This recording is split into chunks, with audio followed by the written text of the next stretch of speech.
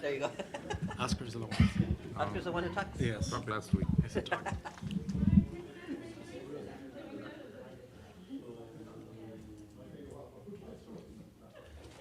Why don't you get one of the ones I really like, or the ones that? So you just.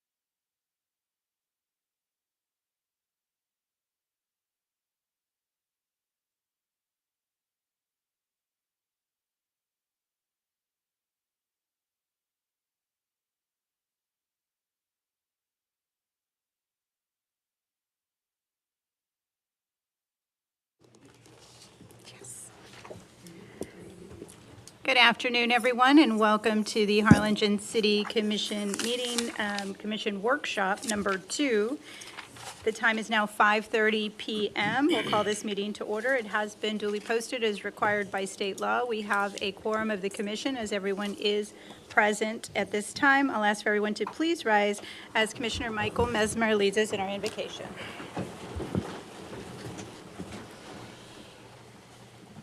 Dear God, please have mercy on the souls of those affected in Kirk County area floods, and have mercy on the souls of the departed and forgive them of their sins. In the name of the Father, Son, and Holy Spirit, amen. Pledge of allegiance. Pledge allegiance to the flag of the United States of America and to the republic for which it stands, one nation, under God, indivisible, with liberty and justice for all. Mark? Under state law, a conflict of interest exists if a council member or certain members of that person's family has a qualifying financial interest in an agenda item. Members with a conflict of interest cannot participate in the discussion or vote on the agenda item. Are there any known conflicts of interest to disclose at this time? None. None. None. None. None. Okay, next we have citizens' communication. At this time, the public is invited to address the city commission and speak on any matter not specifically listed for public hearing elsewhere in this agenda. Please note that the city commission members may not respond to comments or deliberate on topics addressed. At this time, we don't have any citizen communication, ma'am. All right. Close citizen communication and move on to item 1. Item 1, discussion on the proposed City of Harlingen budget for fiscal year 2025 through 2026. Good evening, Mayor, Commissioners, and staff. I provided a packet with the PowerPoint and a few items that we'll be discussing throughout the workshop. We'll quickly get started here on the fund balance. So we made some adjustments that for some of the decisions that were made at the last workshop. So currently we are at $1,844,190 in revenues over expenditures. And so our estimated fund balance at the end of 2026 is estimated at $35,100,000. And we'll go through some of the items that we've added and quantify that. So we do have the proposed one-time purchases for the Park on Stewart Place, which we have at $200,000. Casa del Sol, $2 million. Vestal Park, $90,000. And additional drainage crew equipment, which we've revised and is included later on in the slides. And there is a slide in your packet that shows a dollar amount that we intend to ask the 4B to fund. And the majority of these are in there, except obviously the drainage crew. On this one, what's going on with the park at Stewart Place? We're, the Park on Stewart Place, we're basically on design or, well, I'll let Danny. We have the cost estimate here for that park, which is a basketball court with 30,000, parking lot, 5 spaces, including a handicap, a quarter of a mile trail, 29,000, the kids playground for 131,000, which brings it to 200,000. I apologize. Is the basketball court lit? Yes, It's not covered, though. The lighting is not covered in the 200? No, what I meant is like, it's not a covered Not a basketball covered, court. Oh, okay, it's not like the one that's Yeah. going to be at Dixieland. okay, good. This is the land, Commissioner Pettis, you were able to find, right? Yeah, this is the one that's right next to the fire station on Stewart Place. So they get a whole new park for 200, they being the residents in that side of town, get a whole new park for 200,000. Yes, that's correct. A little bit less, but yes. Is this the same area, the opposed area? No, I made an agreement with the, thanks to the, well, because of the feedback that I got from that area, I decided not to go along with it there. So we're using another piece of property that's off Stewart Place. The other one was going to be on South Palm Court. This is on Stewart Place, right next to the fire station. We still own that property that the first park was going to be built on. That was donated to us, so we're going to hang on to it. And I'm not sure what we're going to do with it at this point. But we'll just hang on to it.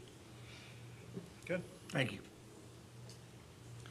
The next slides are, we've left that in there. Those are the proposed grant award matches. So on the left-hand side, you have the award, grant award, and on the shaded area, you will have the projected match for each of those grants. And to the final column, we've added which ones we anticipate will be covered by 4B and what will be covered by the general fund. Did we get a meeting set for 4B after all? We're working on the 17th of July. And then this will be our last workshop before that projected meeting. Because of the scheduling, we plan to have one on July 30th. I think everybody was okay with that date. No, I'm sorry, July the 28th. July 28th? Yeah. I'm here. Okay. I think everybody said they'd be here for that. So that'll give us at least a week after the 4B meeting. And in case we can't get a quorum, we're still checking. In case we can't get a quorum, we can try to reschedule for later on that week. It'll just be a 4B meeting. We'll post and attend and participate for the city council. So the total of those matches is $2,218,986. $2,070,000 of that is proposed for the 4B and $148,711 for the general fund. I had a, can you go back real quick? I had a question on the Phase 4 Royal Colorado Hike and Bike Trail. Which is that one? Is that the one that's, which one's that one? Phase 3? Phase 4. It's phase. Phase it is six. Or Phase 6, I'm sorry. 6? No, I wouldn't have a clue on that one. I know the Phase 3 and 4, yes, I'm familiarized with that one, but not on that one. I know we should have more information on that. Okay. I Does- can find out and I can. Does anybody know what Phase 6 is? So that would be the continuation. Right now, the last phase would be from Ed Carey to FM 509. So I think right now it's just doing the continuation going east towards our eastern city limits, And it would be along the highway? along the Arroyo Colorado, within the embankment. Okay, so you want to go from Ed Carey So that's the to funded the project. bridge, Yes, the park there, you want to go east? correct.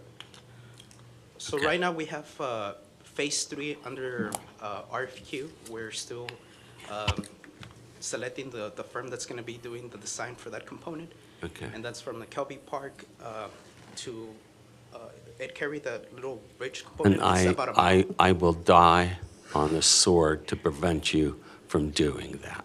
Got it. And that's just a study right now, Commissioner? Yes. There's no construction No going on? construction yet. This is from Ramsey to 509, right? Yeah. Yes. Yes. And so this will go by the dump, if I could use a proper word, instead of the stupid word landfill. Yes. So the Phase 4, the one that got funded for construction, is that 5-mile hiking bike trail component. So everything would be behind city property, no right-of-way position, and that one will be done fully in-house. The reason I asked about it, because I know a while back, there was, when Javier was here and I was talking to him, you said that there was a study going on right now connecting it, because right now we're at the, it goes almost to Dixieland Park, but there was a study or something going on to connect it to Dixieland Park so that we can go around. What's the status on that one? That one, we're still working out the documentation with TechSot so that they could approve it. They have to approve it, and then we're going to go for RFQ for planning so that we could select a firm and they'll do the plans. But that's in the works. Okay. Commissioner, you said connect the two Dixieland parks? Yeah, well, right now, like if you go on the trail, like from the Bogus, it goes from Bogus all the way next, almost to Dixieland Park. But it's not a Dixieland Park. So there was supposed to be a study where they were going to connect where we left off. And it was supposed to connect to Dixieland Park. So that way people from the Dixieland Park could just go onto the trail and connect and go all the way around. And I think it was supposed to go around the reservoirs also. Yes. Yes, sir. Yes, Yeah. that one. With solar lights, the trail improvements, basically full shovel-ready plans. Yes. Right, we don't have any plans for that yet. Okay. We're still in the negotiating with TechSot to approve the plans. And then oh, no, okay. Yeah, I got it. Okay. Can we get an updated map sometime to show, Yeah, that'd All be the nice. faces? yeah, Sure. the plan? We I actually have sit a... here trying to figure it in my head. It's not, We have a study, Commissioner, that was done about 7 years ago that has a lot of the maps in it that we can give you. Do you have a copy of that study? No, Robert. Oh. Yeah, no, you, Robert, not Yes. the other one. It is me, right? Yeah, you. It was Robert. So yes, we did use it when we applied for the grant. Gives Okay. us a lot of points, So but we can provide that exhibit. Could you showing make the- copies for the entire commission? Yes, sir. All right. I probably already have it, but I don't know where to find it. It's all right, we'll get you another one, Commissioner. All right, are there more questions? You want to move on, Robert? Okay, next slide. These are the proposed grant award matches that are still pending. So there's still $6.7 million in grant awards that are pending. And we're not going to ask the 4B for any of that. The only two that would be eligible would be the Aurora Park and the soccer complex. But we won't do that until they're actually funded. So just so I can understand, so for like my Stewart Place and for Daniels, we're trying to get the funding from that, for those two parks are from the 4B board, correct? They would, the match would be from the 4B. No, I'm talking about like for my Stewart Place Park. And Daniel has like Vestal Park as Oh, well. yes. We're going to ask the 4B to fund them. If they don't for some reason, we'll just fund them out of the general fund. Okay. But I'd Do you prefer, have them out of the general fund now? Is that right? no, we can allocate funding for it, but we haven't yet. But that was the intent, I think, right? Yeah, Okay. yes, but the 4B does have 7 million that's available for funding, and so we'd like to use some of that. Okay. Okay. So the next slide is the general fund by department. So at this point, we have, from the original request, $66,530,568. The revised manager's working budget is $65,669,966. So we are, up from those requests, we are off by about $860,000. So these are the proposed funded requests. There were $845,400. These are items that we did add to the budget that were not originally included, so. we Now, have- this was done as a result of the last Of the budget last workshop, meeting. yeah, that we Yes. had. So we added 11,400 for the AED kits. We added 603,000 for the police operations, which include F-150s, F-250s, refrigerator, and a car haul winch. We added 69,000 to fire suppression for the compressor at Station 1 and the bunker gear dryers.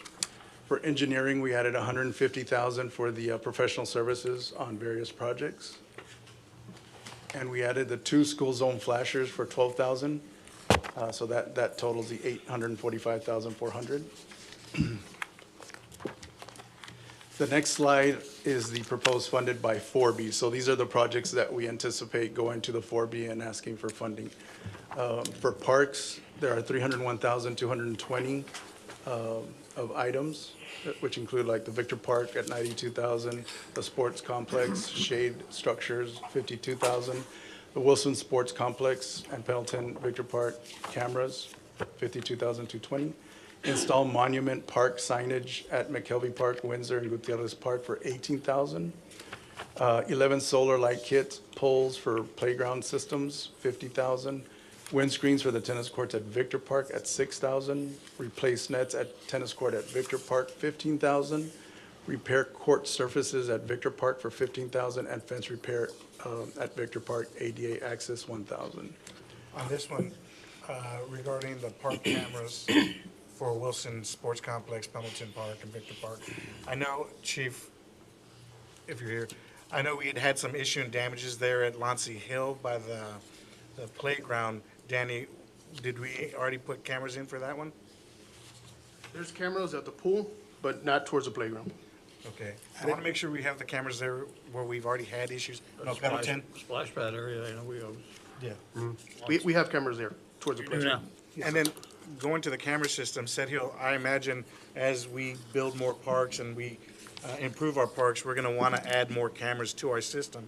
So is the system that we're buying going to be able to handle more and more cameras through the years? Scalable. Right now, we have close to 100. Scalable. Scalable, thank you, that's the word. Thank you, sir.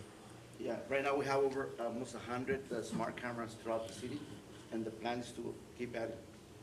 I think what we have to have is make sure that we've got enough bandwidth to handle all the signals from the cameras.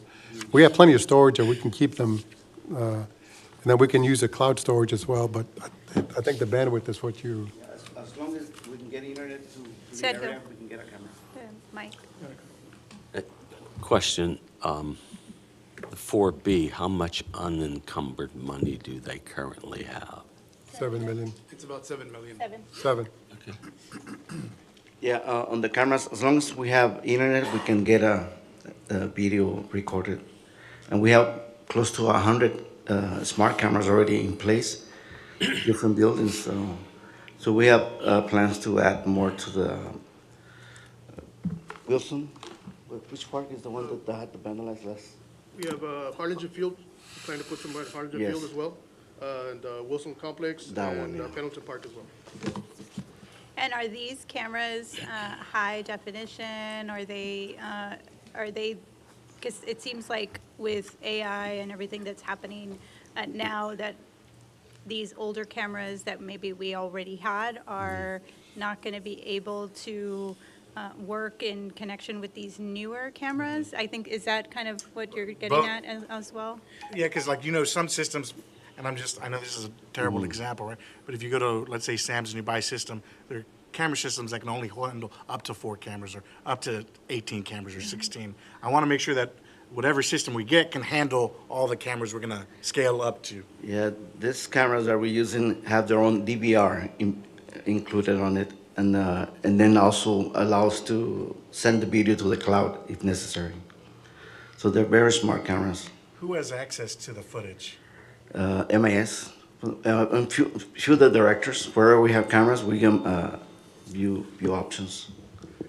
Chief Alviad, does that work for you, that non-law enforcement personnel have access to the camera footage for law enforcement purposes, chain of custody, things of that nature? I think if it's city employees and we designate certain people only, I think we should be okay. And because, Like records management. yeah, and that meets your CJIS requirements and all that? Yeah, we can actually look into it because at the end of the day, Chief. most of the things that MIS manages are CJIS compliant. Perfect, Yes. thank you.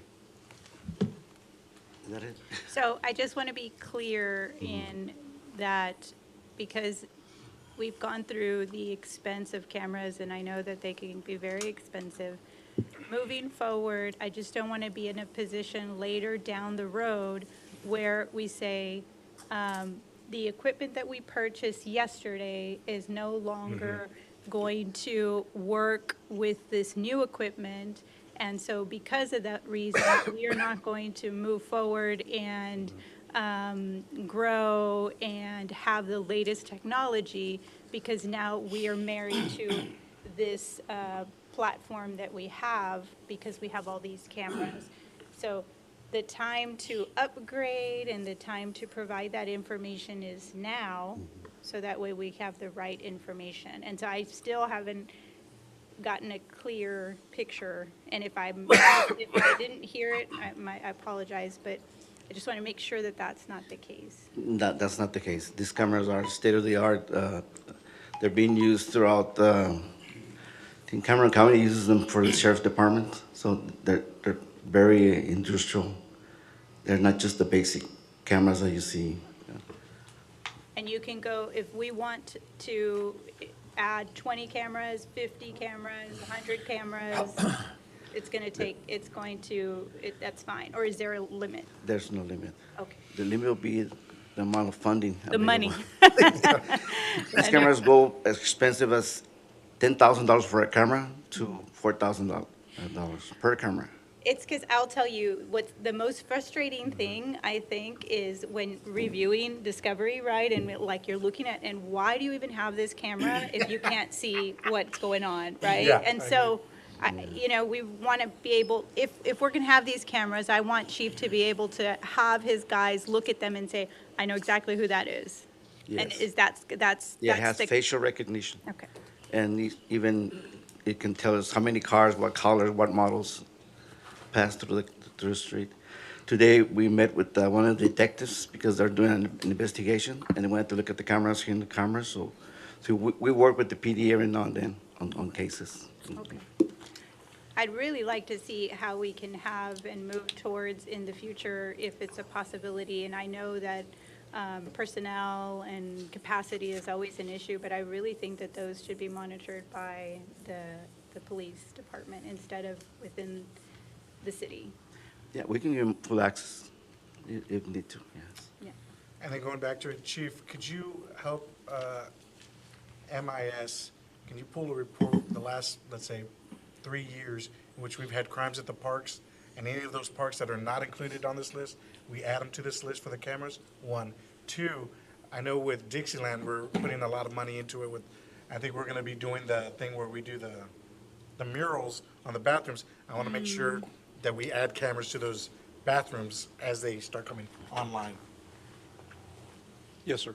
Thank So you. the only, the only thing I want to add to that is, obviously, we would like to have access to those cameras, and we can actually have 24/7, if we can have 24/7 access, we can set it up over at the communication center.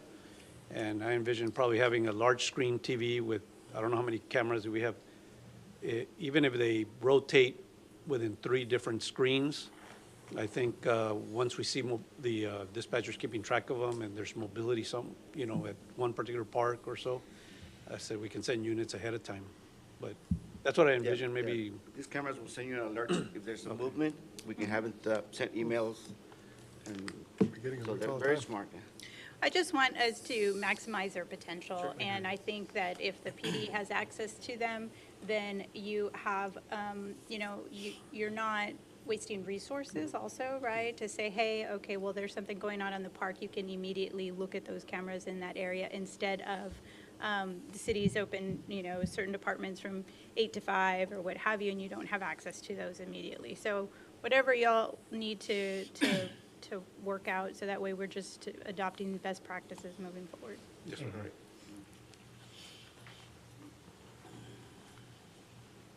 And I agree, by all of the restrooms would be nice, because that seems to be where the crime is isolated to, Destroying water fountains, Yeah. toilets, things of that nature. thanks to all these dumb viral videos on social media encouraging kids to do that. I did not know that. Yeah, it's dumb. The next item is in recreation, 19,000. We have 4 scoreboards at Tom Wilson Youth Complex. I have a question on the parks, Danny, sorry. the scoreboards at Victor Park, why don't they work? Like, I don't think they've ever worked in my lifetime. The electrical issues there, Mayor, It's a long time. that's, You're gonna say that. no, the electrical issues that we've been having there, that's why they're not functional. Okay, but right, like decades, I think. I don't remember ever going to a game that they've worked. So Yeah. what would it take to fix that? We would have to rewire the whole thing and see if the actual Maybe scoreboard 2000 still ohm. works. That's Okay. part of the request in here, right, is to rewire Victor Park? That was for the system as far as to where the meter goes and for the lights, but not for the scoreboards. Because this is baseball fields. I'm talking about the football fields. That At Victor one, Park. oh, because that was sponsored by the league that was previous to the one that's there that Jerry has. Mm-hmm. They're the ones that bought that scoreboard. So So it's not working. if yeah. it's not working, would it be better to take it down? Or would it be better to have something that works? But- Or we can reach out to the person that sponsored it and see if maybe they would want to fund it to get it fixed again and functioning. I'm just saying because you got that grant and we're going to do such great work Mm-hmm. and really revitalize that whole park. It's going to be beautiful. We don't want things that are not Absolutely, working. I agree. So if we could, that'd be great if they want to Let me reach out to them and see what they tell me, then I can get back to you. Okay, Mayor, yes. it's been a while since I've been, football fields, you're talking about the ones that are right across, like when you're on the frontage, those fields right there? Yeah. There's a scoreboard? And it's a. You're not talking about the main championship field that's there? Okay, there's nothing out there which I think is odd, that the park is off right next to the expressway and then kids can, that's a whole other conversation. So I'm talking like pool, then you have the field that's been there forever, fenced in. Is That that what you're field, talking about? yes. The scoreboard does not work? It doesn't work. It hasn't worked, but I don't think it's worked in like 20 or 30 years. I don't remember it working for a long time, right? And maybe it was sponsored by someone way back when. Mayor, I've been to a few games there. I never saw a scoreboard there, so. Yeah, well, it's pretty big, and then when the kids take their photos, it's usually there and it doesn't work.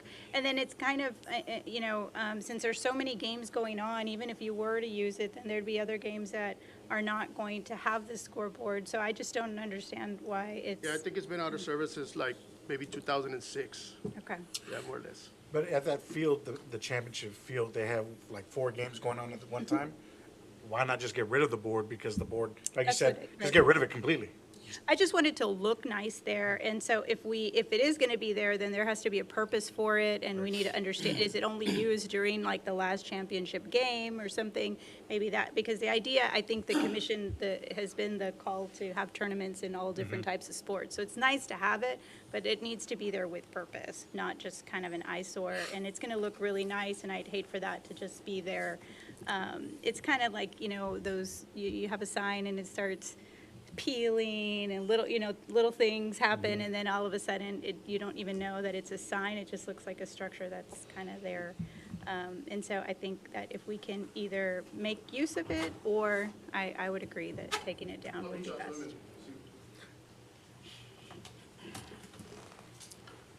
The next slide, we have swimming pools, 260,700. We have diving boards at Pendleton and Victor Park pools for 135,000. Replace ADA lifts for 7,000. Replace boiler in Pendleton pool, 50,000. Hammerhead pool vacuum, 2,500. A shade structure, 9,000. 3 ADA 46-inch round tables, 3,200. Commercial pool vacuums, 6,000, and the Pendleton pool roof for 48,000. What's the difference between the Hammerhead pool vacuum and the commercial pool vacuums with service car? The commercials are bigger. It's a bigger machine than versus the Hammerhead ones. So that's pretty much the difference on those. Where's the Hammerhead going? I'm sorry, Where's the Hammerhead going? to which pool? To Pendleton pool. But isn't that our largest pool? Yes. I thought it was Victor. Oh, Victor, yeah, Victor's an Olympic pool, but there's more of It gets the most use. people there versus Pendleton. like the seasons. It's all year round. It's always open there. So the Hammerhead's smaller than the commercial, but we're sending the Hammerhead to one of our largest pools. Right. I think what he's suggesting is perhaps you ought to buy 2 commercial ones instead of the Hammerhead. Right. just to save you guys a Well, I headache. mean, 'cause we it's can kind use them in all our pools. I mean, not just on that one, you know, we're gonna have, if we do get them, I mean, we can definitely use them there.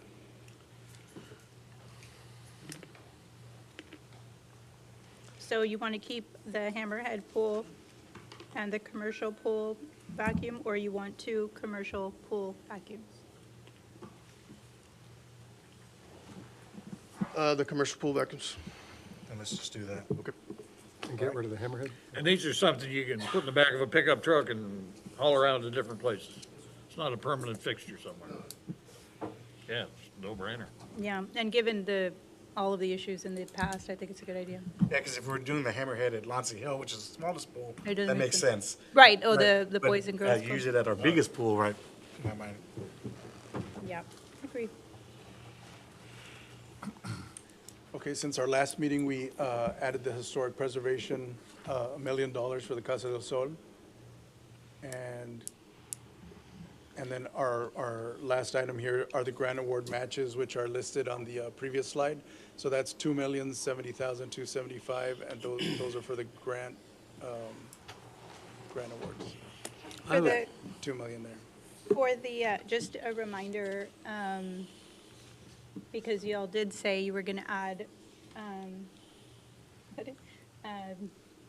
sorry, Stewart Place and Vestal Park, they're not on here. I just don't want them to have a meeting and they're not added on there for the 4B. But that's why I asked earlier. I don't see them unless I skipped over it. On slide 3. It was in our, like, goals or main request, but not for the 4B. So when whoever's going to put that agenda together, we'll make sure that it's there.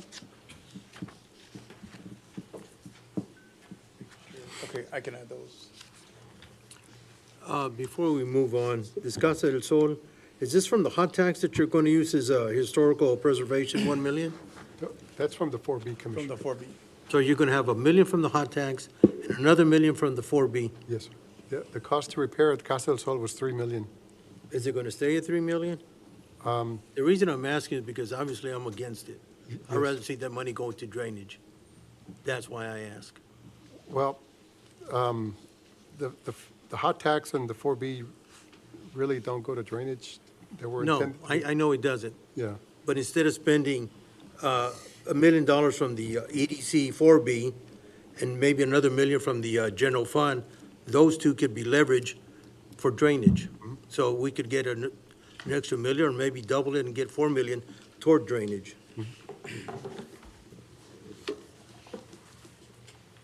So you have 1 million from from the the 4B. hot tax and 1 million from the 4B and then 1 million from the general fund? No, we haven't. I'd like to do that, but I haven't asked for the 1 million from the general fund. We haven't We're going to approved put that. it in here, right? Yes, but we wanted to go out for RFQs or construction bids to determine exactly how much we're going to need. If we don't need all of it, then there's no need to ask for 1 million. But right now, we're in the abatement process for asbestos. And then we're going to start the design of the facility. And there's a lot of parts of it that are like the glass. It's covered up.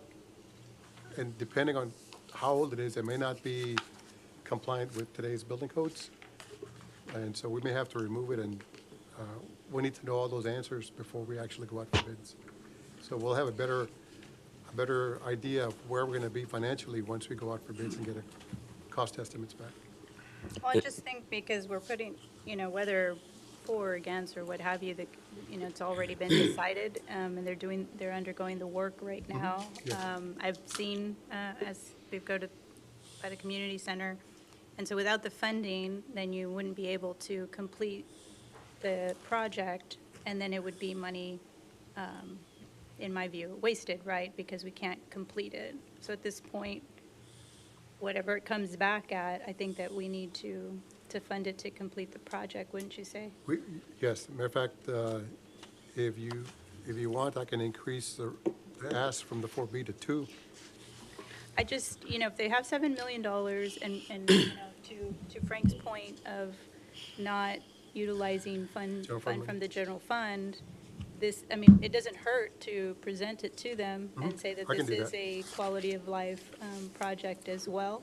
And if they don't, then we have, okay with that? The only thing is, they say no, or there's discussion, and we need to figure out another way. One way or the other, we need to Okay. get it funded, Well, because we've already started.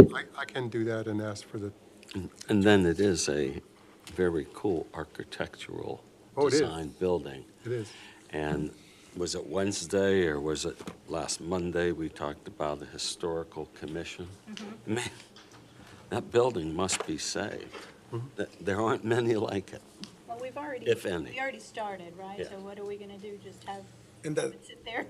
and that three- not complete it, so I think Yeah, it's important we And- prioritize. that $3 million is like a set number that it's going to be? Because I know you said you're going to go out for, That was a cost estimate that John Piercy came up with initially when he said, you can rebuild it for about 11, or you can try to save it for about 3.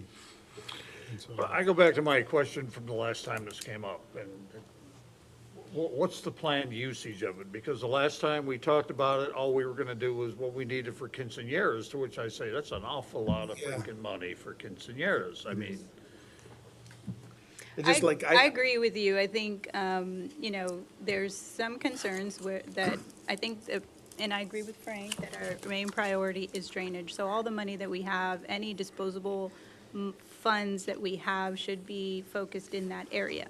But at some point, we have to realize this has already been approved. And so if it's been approved and we're moving forward on it, then how can we stop at this point? I'm just looking at it in that view to say, definitely we have there's already an investment. They're doing the asbestos deal there. I think that Daniel has a plan for tourism, and to Mike's point, this preservation advisory commission could potentially assist in ensuring that there is an ROI on this, because it is concerning. But my concern is I don't want, because there's not a consensus of the commission, that we already started this project, and the last thing I want is for it to just be at a standstill, and now we've invested money and we have nothing. And it's in the middle of, the heart of the city. it also has a lot of history behind it. The design, the architect, and the other buildings that Taniguchi designed in Harlingen also have a lot of history, and they add to the uniqueness of that particular building. And so that's really, I think, one of the reasons why we also wanted to say. And groups come to Harlingen For to tours. observe the Taniguchi buildings, houses and We've been everything working else. on ways to expand that industry, tourism industry, and adding Harlingen to the Texas Historical Trail, things of that nature. So this is just one prong of a multi-prong attack. and there's no other way to get the money, like through grants? Because I just find it hard to, that's a lot of money, because we put it for $2 million, and I just keep thinking, because like on social media, I always get people, and what about the soccer complex? What about the soccer complex? And I can imagine what we can do with $2 million at the soccer complex, and instead of spending it on the Casa del Sol.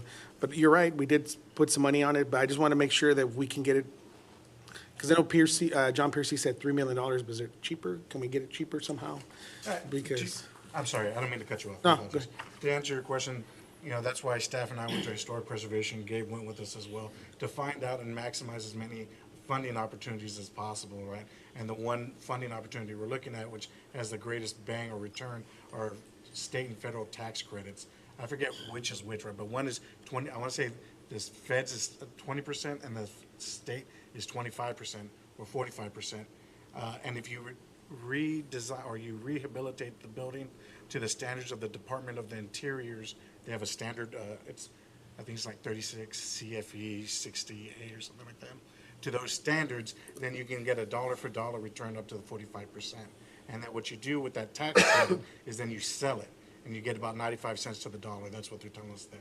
And so if hypothetically with the $3 million, right, I think the total dollar amount recovery of 45% of $3 million up to that, right, is 1.35 million. And if we were to get like 95 cents on the dollar, I think that brings us to like 1.24 million, 1.23 million dollars that we can recoup back from that. And so as you guys know, I'm always looking for every hook and crook to find federal money and state money to fund as many of our projects as we can. Excuse me. And so that's the purpose here. And so the purpose, if you guys recall, that Historic Preservation Committee, that's that first step, becoming that CLG, which we had the presentation last year, that's another step, right? So you see the CLG, that kind of gives us the overview, the historic preservation and the historic districts, that's step 2 of that, right? And that's just continuing to work us down that path. And what I've been working with Robert, is while we're there, and I went to 2 or 3 of those presentations on the tax credits, they have people or consultants that specifically work on following all the guidelines and making sure we do everything we need to maximize our ability to get that tax credit. And that's what they specialize on. And so with the initial $1 million of the hot tax is to go out for, and you're going to give me that, whether we have to go out for an RFP or if it's considered professional services, that we can bypass the bidding process and we can hire that consultant, bring them on board so that we can get that. And the great thing is it's interesting because the tax credit was kind of surprising me. I'm used to, they just give us money like a grant, like what we see, right? But these tax credits are put on their website, and companies are always searching for tax credits to buy, and for us to even just be, once they approve our federal tax credit and state tax credit, they're put on the state's website and the federal websites, and then companies reach out to them, to the state or the feds then point them to us, and then it would be Mark and Robert who would negotiate, and Gabe that would negotiate the reimbursement rate, right? So it's 95% is the average, but we can hypothetically get more, right? 97 cents for the dollar or whatnot. And so that's how I'm trying to recoup the $3 million total, or a large chunk of it, compared to, if you recall last time, I think the max grant we could get was up to $500,000, which is fantastic. $500,000 is better than nothing, but why not go for more? So that's the goal. And that's the strategy that staff, and that's why it was so important that Gabe go to that preservation conference with me so that he can see it, he can understand it, and we can proceed forward together. Okay. But as things progress, we will be keeping you guys looped in and updated so that everyone's on the same page. So are you going to put it for 2 million here, Gabe, or what? I think that's what the mayor was recommending, and so Well, I mean, you've got the opportunity to present it to the 4B board. It's better for it to come from the 4B. Oh, I agree. than from the Yes. general fund. So that way there's those opportunities. it would certainly reduce the impact on the general fund by doing this, and it would save a historic building that currently isn't being used right now because it's just not safe. Yeah, this would be my preferred method of funding it if we can. Okay. Yeah, and because my concern honestly is that it's going to be more than that. Like, I don't think it's going to be less. I think that it'll be more. Especially if, with the cost of prices, the cost of supplies and labor and everything is going up. I don't know how we're going to be saving more money. I don't know truly how, I'll look into it, but all that tax credits and stuff work with the local government. I'm not completely following, but I'm sure that y'all did your homework. Yeah, that's What point do we say it's out of reach? I mean, Well, I think that's a good conversation. That's why I'm saying. So I think at some point, I think that the concern would be that it is going to be more than that. And then if it is more than that, where are we committed to? Up until what amount are we committed to? Which is why I would like as much as possible to come from these other buckets instead of the Right. general fund. But should it come back at more? Because you said complete reconstruction would be 11 million, and then he estimated 3 million to try to save it. Right. But this was try to save it before we knew that there were some more issues that were wrong with the, No, if you recall, the reason this came to the forefront is because we had just shut it down Yeah. because they had filled those holes, the rain holes in the ceiling, right? And so we were already at that Right. point having ceiling collapse. I think I we remember. already knew about the asbestos, but you may be correct. You may have found out about the asbestos shortly thereafter, right? We had to do a analysis of the building, and it came back positive for asbestos. So that's So, what we're looking at. so by when would we have the total amount that it's going to cost? Well, the first goal is to get it ready to open it up, right? That would be number one. The second is to try to bring it back to its original glory that it was actually constructed, which is remove the boards that are covering up the glass walls, possibly replace those glass windows with more compliant type of glassware, So I think to answer your question, Commissioner, is our intent is to keep it at 3 million or below. And what's going to happen is, if it comes above that number, we have to come back to the council and say, look, this is where the bids came in, this is what we can afford to do, and we have to decide as a commission what we're actually going to fund to get done. Obviously, the roof is priority one. So, but like, when would we have like an estimate of how much it's gonna cost? Because I don't want us to get to the 3 million, we've already invested 3 million, and then like. Oh, no, we'll know before we start any work. Because what we're going to do right now is just remove the asbestos. Once we do that, we'll get the plans to actually go out for bids. And so, So we just need to wait for the bids to know, and that'll give us the overall if it's gonna be more than 3 million or not. right, now, we do have to hire somebody to design those specs for us, so. Daniel told me that John Percy was doing it for free. I've been trying to get as much free stuff out of John as I possibly can, so. I don't think he's going to do that, Commissioner. That's what I remember. Is that not right? That he would act in as our consultant and walk us through it. That's what it was. And then he did help me with the free design for the pocket park that we have in Bonito Park. So no, the answer is no Yeah, the to. answer Free design, no. Okay, I really thought that that was the case. Mayor, this is a humongous I know, undertaking. which is why I thought that was phenomenal. not It's gonna like, do way it. to go, No, I don't think it's- Daniel. I wish, I'm not that charming, right? But, No, you're not. no, I'm not, right? So, okay, how much has already been invested, Gabe? I don't have the exact number, Mayor, but if I were to guess, I would say it's probably less than 100,000 so far. Okay, so, I can get that number. okay. And so and what is the investment for the design? How much is that gonna cost? I'm going to guess it's going to be, Conservatively. an educated guess would be about 300,000. Okay. And then when are you gonna, when do you plan on doing that? We have to get the abatement for the asbestos done first. Which will happen when? Or it's ongoing. Right. So I guess we're trying to figure out what's a timeline, right? Is that? Yes. So when are we gonna be done with the asbestos? When are you going to, is this, like, we've heard designs, and designs sometimes, can take a couple months or a couple years, right? And I know that this is priority, so I would imagine a couple Correct. months. Yeah, we're gonna be going quickly, and the goal here at this point, in my mind, is just to earmark the dollar amount, right? At the end of the day, before we go to spend it, we're gonna have to come back before the commission and say, yes, we're gonna hire this design firm, and this is what they're telling us the ballpark is. But again, this is just an earmarking, and at the end of the day, if it comes out, the building's gonna cost us 7 million, right? Then we just de-designate, and then we can just keep the building in the shape it's in, or patch it up to what we need to. Or just fix the roof and then open it up again Correct, to reuse without making all the other improvements to bring it back. correct. So, So just to kind of, in summary, so this sounds like to me that the investment that we had the allocation agreed upon for the hot tax, all of these preliminary measures are going to be taken and paid out of that money. Correct. Yeah, we're using that money Meaning first. that there's no, for the community that's watching, there's no money right now that could be diverted to drainage or anything else, because No, that money was already allocated at another meeting through the hot tax, which cannot be used, 100% cannot be used for drainage. And so we're going to be able to know how much moving forward, before we dip into any money, whether it be 4B money or general fund money, we'll have a design and a cost moving forward. yes, that's correct. Correct.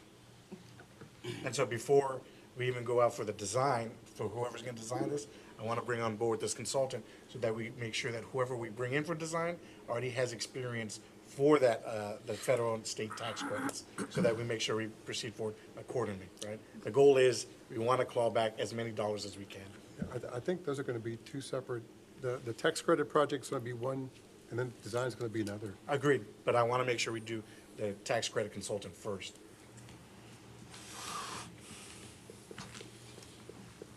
The tax credit consultant before the design? Correct, because I want to make sure that whatever we put in the RFP for the design, we make sure that we Check. put in the requirements for companies that are familiar with the Department of Interior's requirements. Because last thing I want is for us to get a design team that is great on paper, cost-effective, but then when we go for the tax credit, say, well, you didn't design it correctly because the company didn't check all the boxes it needed to. I think we can do that, Commissioner. We hire an architect that's familiar with the Texas Historical Commission rules and regulations regarding historic preservation. Okay. And I think, as long as the building is within those guidelines, I think we're going to be fine. But they've got to have knowledge of the historical preservation guidelines. And then certainly what was familiar to that era that it was built in. That's going to be important. Agreed. And what is the cost of these consultants? That's why we're gonna go out for the RFP. I don't know what the. We're gonna look. Architect, like I said, about 300,000. All right, so when are you going to do the RFP? Well, I need to have the asbestos abated. I don't know when that's going to happen. Do you really need to have it abated before you go out for an RFP? I mean, isn't that going to happen? Well, they. Like, I don't know, is there a legal reason why you have to wait? Well, technically, no one's supposed to go inside while they're abating the asbestos unless you wear a hazmat suit. And so, once that all gets abated, then they can go in and measure whatever they need to, look at it, and they take their time. Right now, really, it's not open to the public or anybody else, really. But they're doing it right now. Yeah. So how much longer are they going to be doing it? Do you have an answer to what that is? That one actually was done last week. We met with John Piercy as a consultant and with Turbo Engineering. So what we're waiting on right now is for them to give us an estimate from Turbo Engineering to see if he can give us a design. But of course, now with what you mentioned right now, we will go for RFQs and RFPs for that tax that you were mentioning, because we didn't know about that one. But Yeah. yeah, for what we heard from them last week was like, maybe within the next 2 weeks, he can give us an estimate of how much he would charge us for the design. I thought we already had a contractor on board. I actually met with them out there with John. Was it Turbo Engineering? We've been dealing with Turbo Engineering, and we met with John last week. I was on the roof. I had no idea what he said. I was just trying not to fall. Yeah. Yeah, it was them. It was Turbo Engineering. So Ruth, the asbestos, It's complete. okay. So That's why good. are we, okay, why don't we know this now? I just hadn't been told that it was completed. Yeah, this was I thought it completed was last week, and we met with John Piercy last week. And then we met with the Turbo Engineering, so they're working on getting us kind of like a scope of work, so we can go out for a proposal. Do you know- Like 2 weeks, he mentioned. 2 weeks, okay. Ruth, would you do me a favor, and would you be the primary point of contact on this project? Absolutely. Designated person? Of course. Thank you. Oh, just let me know whenever there's a milestone that we reach, just so I'm aware.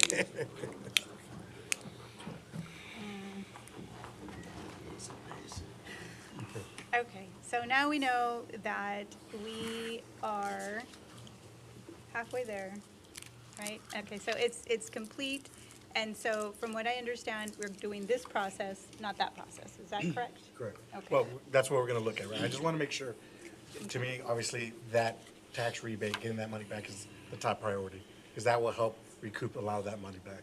Okay. So, and now that we have Ruth, because before I would ask someone and they didn't know, and then I'd have to ask another person and they weren't sure, and so that's why I asked that Ruth be the primary point of contact and that she run this show. So maybe what we can do is. And it'll could be we done on just- time and under budget, right? I love music to my ears. Can we put this on the agenda for next commission meeting so we can have an update of what's going on in regards to the, we know that it's been complete and where we are at in the process, what the next steps are going to look like, so that way I'm sure there's more questions to be had here, but we can just move on with the, You mean the first one in August or what? no, No, we have one, a meeting next week. No, I know, but she said 2 weeks, so it's this week and then all of next week, so it won't be ready by then. She said 2 weeks.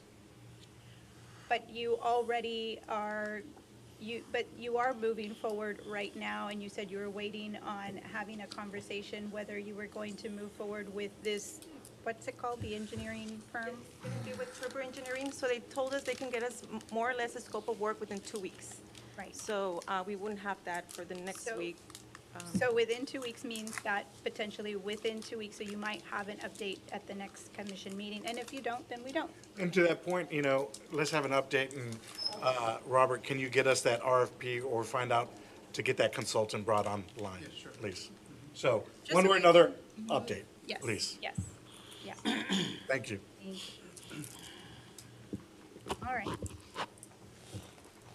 So just to recap, we'll put another, I know where we're going, but we still want to put it on the 4B board because if, I don't want to miss out on that meeting and then them to have another meeting.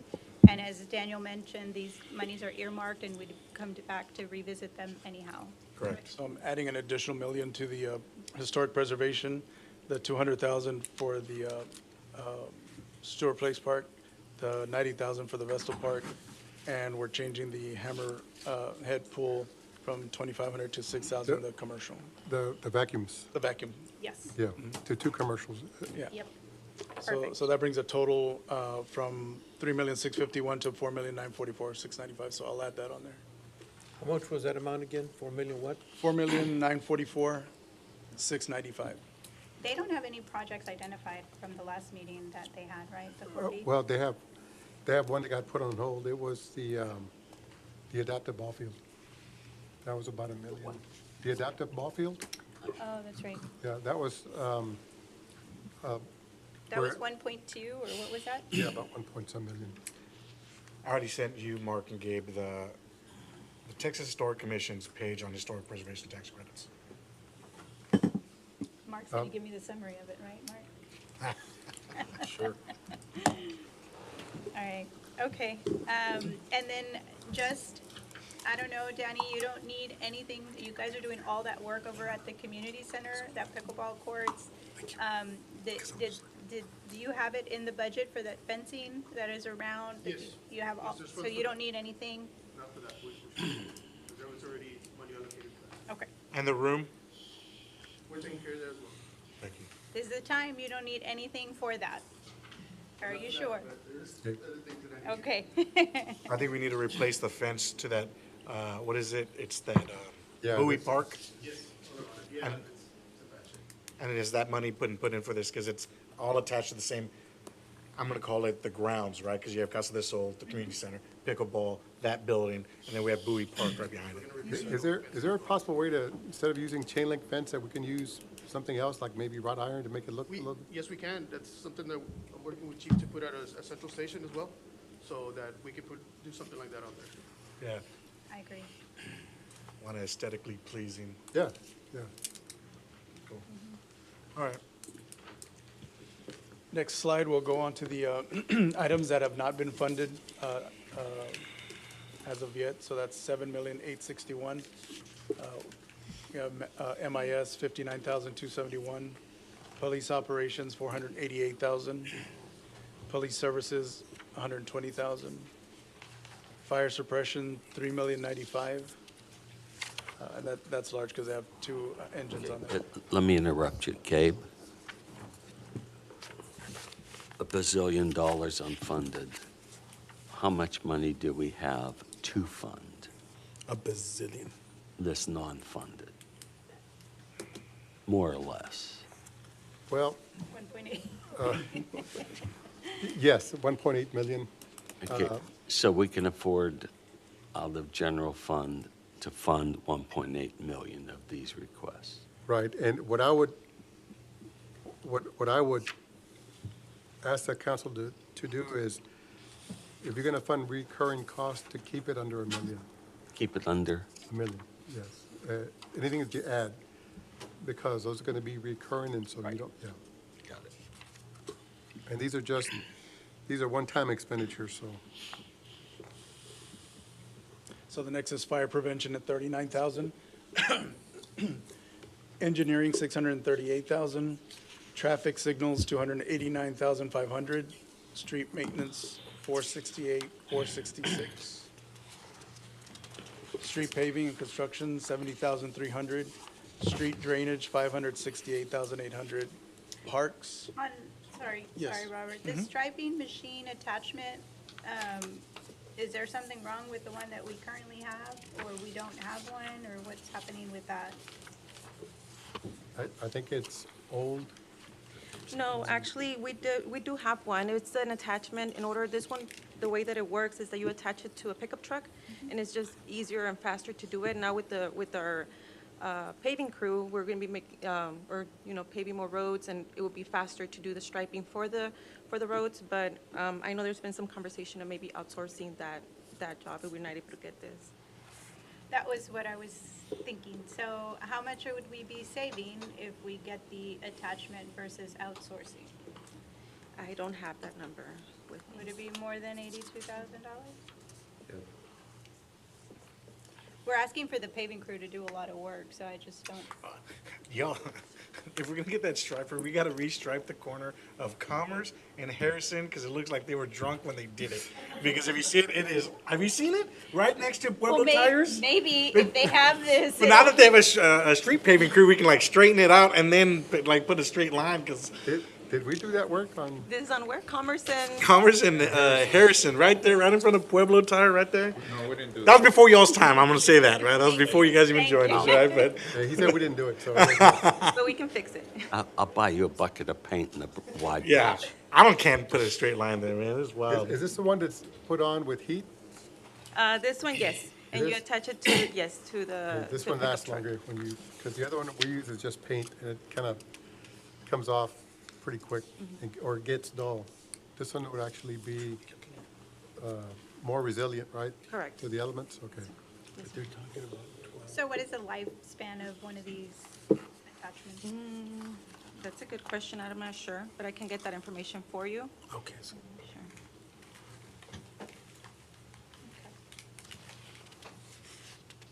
All right.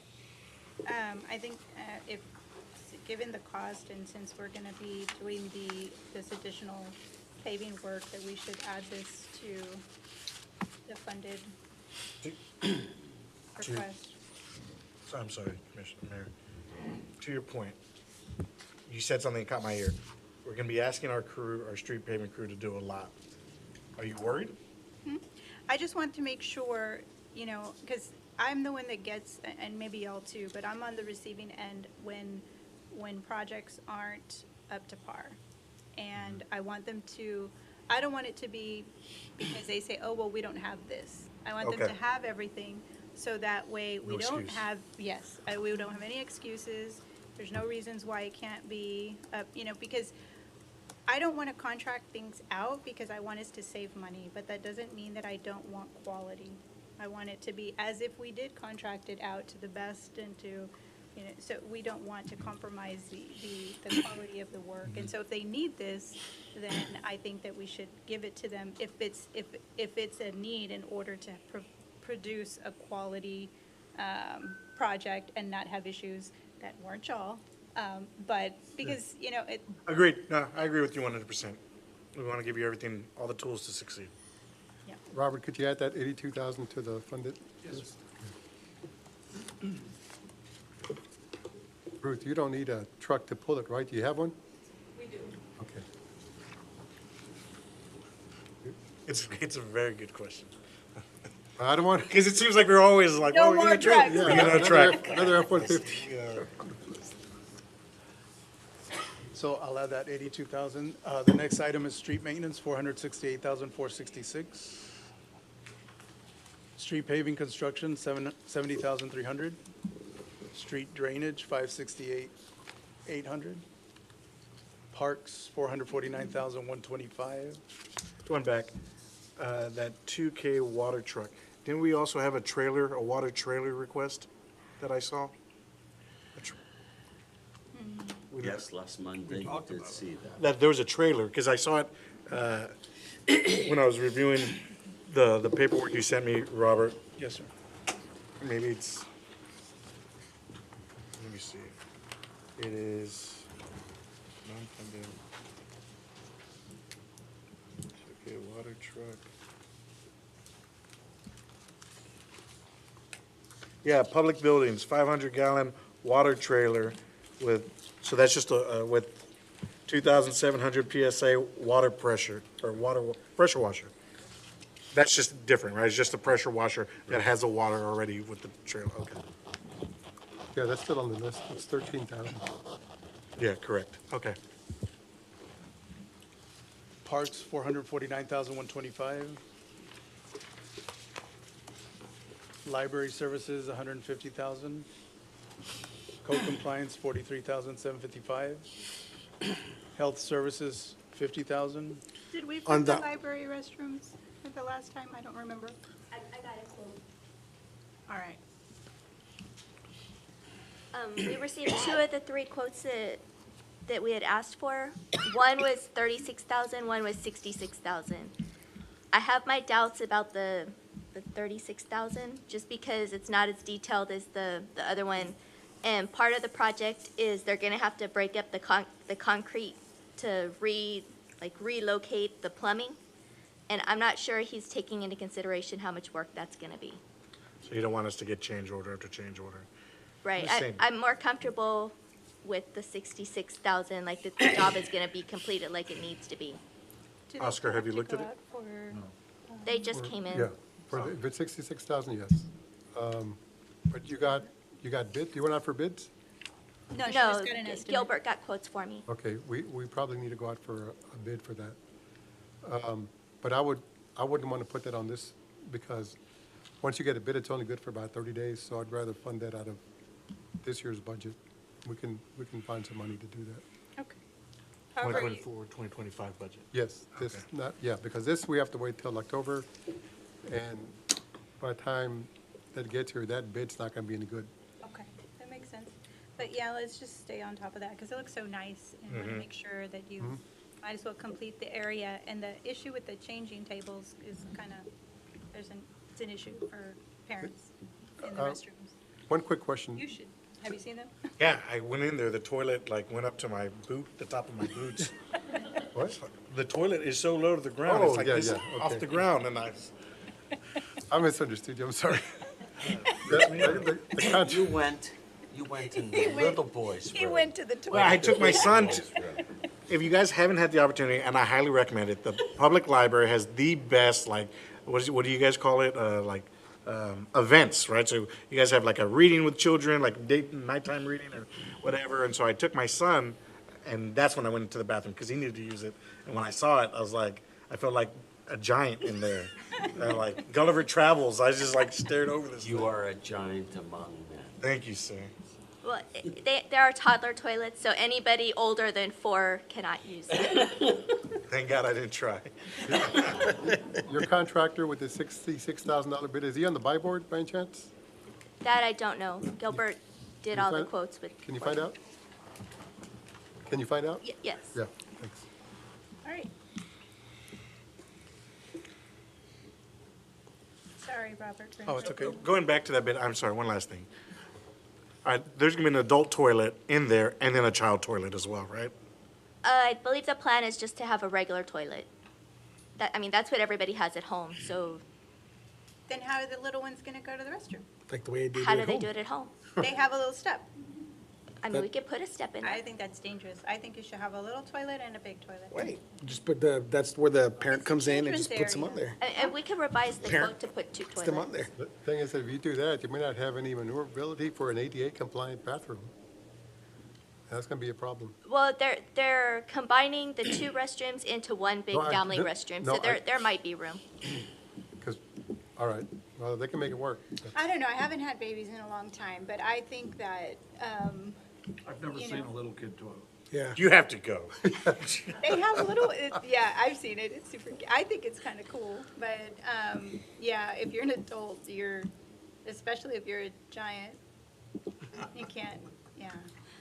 But okay, that's Whatever your you think's space. best. I Yeah. just leave it in your. We can price it out to see how much it would cost to put a. Don't listen to me. one of them. Stick with the one toilet. Yes, you're the library expert, and I'm sure that you know how best to serve the kids that are there. I was just thinking of myself. Bucky's has the little small. Do they? Yes, They do? They have the little That's small cute. toilets. Yeah, for babies in the mom restroom Oh, or the okay. family restroom. That doesn't happen. I don't think the men's bathroom has that. Sexist. Sex. Yeah, right? Okay, moving forward. Code compliance, 43,755. Health services, 50,000. On that one, on the health services, I asked about that one, and apparently that truck is a 2008. So and it already has, and from my understanding, they're having to go to the junkyard for parts because it's already that old. That's what we talked about last time, right? Okay, yeah. Yeah, so I think we should, like, upgrade them a little bit. What Not about the, upgrade, just update, right? Yeah, update. then we have the code compliance. They're also needed in a 150 truck. How are we doing on that one? For the same reason. Same thing. So some of the trucks are older, so we're having to go to the junkyard to get parts for it. I think the last time was a seat belt. They couldn't find it, so it took them a couple of months to finally find one in a junkyard. So it's really just to upgrade the older models that we have. Is this for one of our code enforcement officers? Correct. For which district? I'm not sure. If it's 5, let's do it. So, If it's not District 2, I don't care, we can pass. No, Just no. kidding. No, no, I'm kidding, it's not. I'm kidding. He's got a But fairly obviously, newer we one. need it, if it's one of, yeah, some of them are in pretty bad shape. We've had to kind of make do with what we have, but I can tell you the guys are really good at taking care of their trucks, so Good. they've made them last. So do we have, I think, didn't you ask for that last time we were here, kind of let us know which ones that need to be replaced that are old? And so did y'all go back and do that? Because, I mean, we're gonna, yeah, because Alexis's guy, Juan downtown, his is like a 2002. So, and that's what we talked about. So, yeah, I think that's what they've done. That's what these are for, right? Okay, It's but to they're replace the old non-funded. ones. They're non-funded. These are not funded. Okay, well, we'll move on to the. We need Can you to, move them to the funded? But my concern is, are these the only ones? Did you do For an our department, inventory yes. of the departments? My department, the ones that are put there are 2004s. Okay, so you guys aren't saying that. You're not gonna get anything you don't ask for. So if they're old and you have to go to the junkyard, my goodness, to Well, get parts. I haven't gone to the junkyard yet like they have, but they're in bad shape. 2004, it's 2025. All 4 of them? Yeah, Yes, sir. All they right. went through its 20-year anniversary. Yeah. When I was at Let's go, Parks, Union. they had just came in, those Okay. trucks. How many did you, 2 F-150s and 2 If you use F-250s. that money there, Mike. do you need 250s? Yes, sir.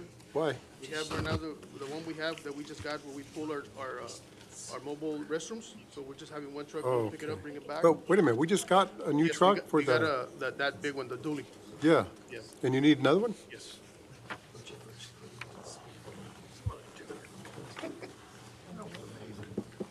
And I currently have 2 that are 2008s. One, they have been having to go to junkyard to find parts for it. The other one hasn't broke down lately, but with it being a 2008 as well, I have a feeling if and when the time comes, we're going to be in the same boat. So currently, I actually have 2 that are a 2008.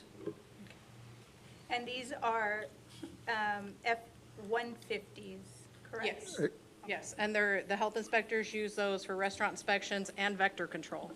So when they go down, The mosquitoes. Going back to Ruth and Public Works, if you can just get us a bid for all the trucks that all the departments need, Yeah.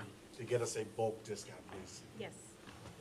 And I was gonna add, engineering was also adding 2 trucks to replace the ones our project control officers use. They have a lot of wear and tear. They're the ones going to the subdivisions where they're being built, so they're constantly on all terrain. So we're requesting also 2 F-150s, 4x4. What year are they? I think they were, One of them is from Public Works that got transferred to engineering. That's, they're very old. 2010s. Why do you need trucks rather than the Explorers? Our guys usually go to the field, and they've been more capable of having equipment on the back. Sometimes they need to measure things. They might carry some. they usually go to areas that are under construction, so it's kind of rough. There's just a 4-wheel drive, because the Explorer, that Fire wanted was 39,000. These trucks are at 50,000.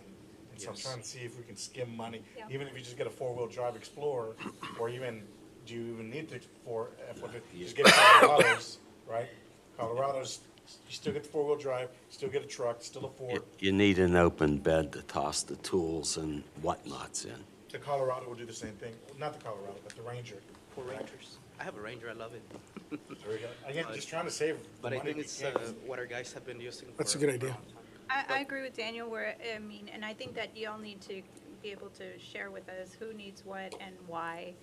And if there's not a need for, large equipment in the back or anything like that, and you can get away with a smaller truck, cost, it'll be, trust me, I bet you that these guys will be much happier in a brand new, what is it, Ford Ranger, than better on fuel. a 20-year-old bigger truck, right?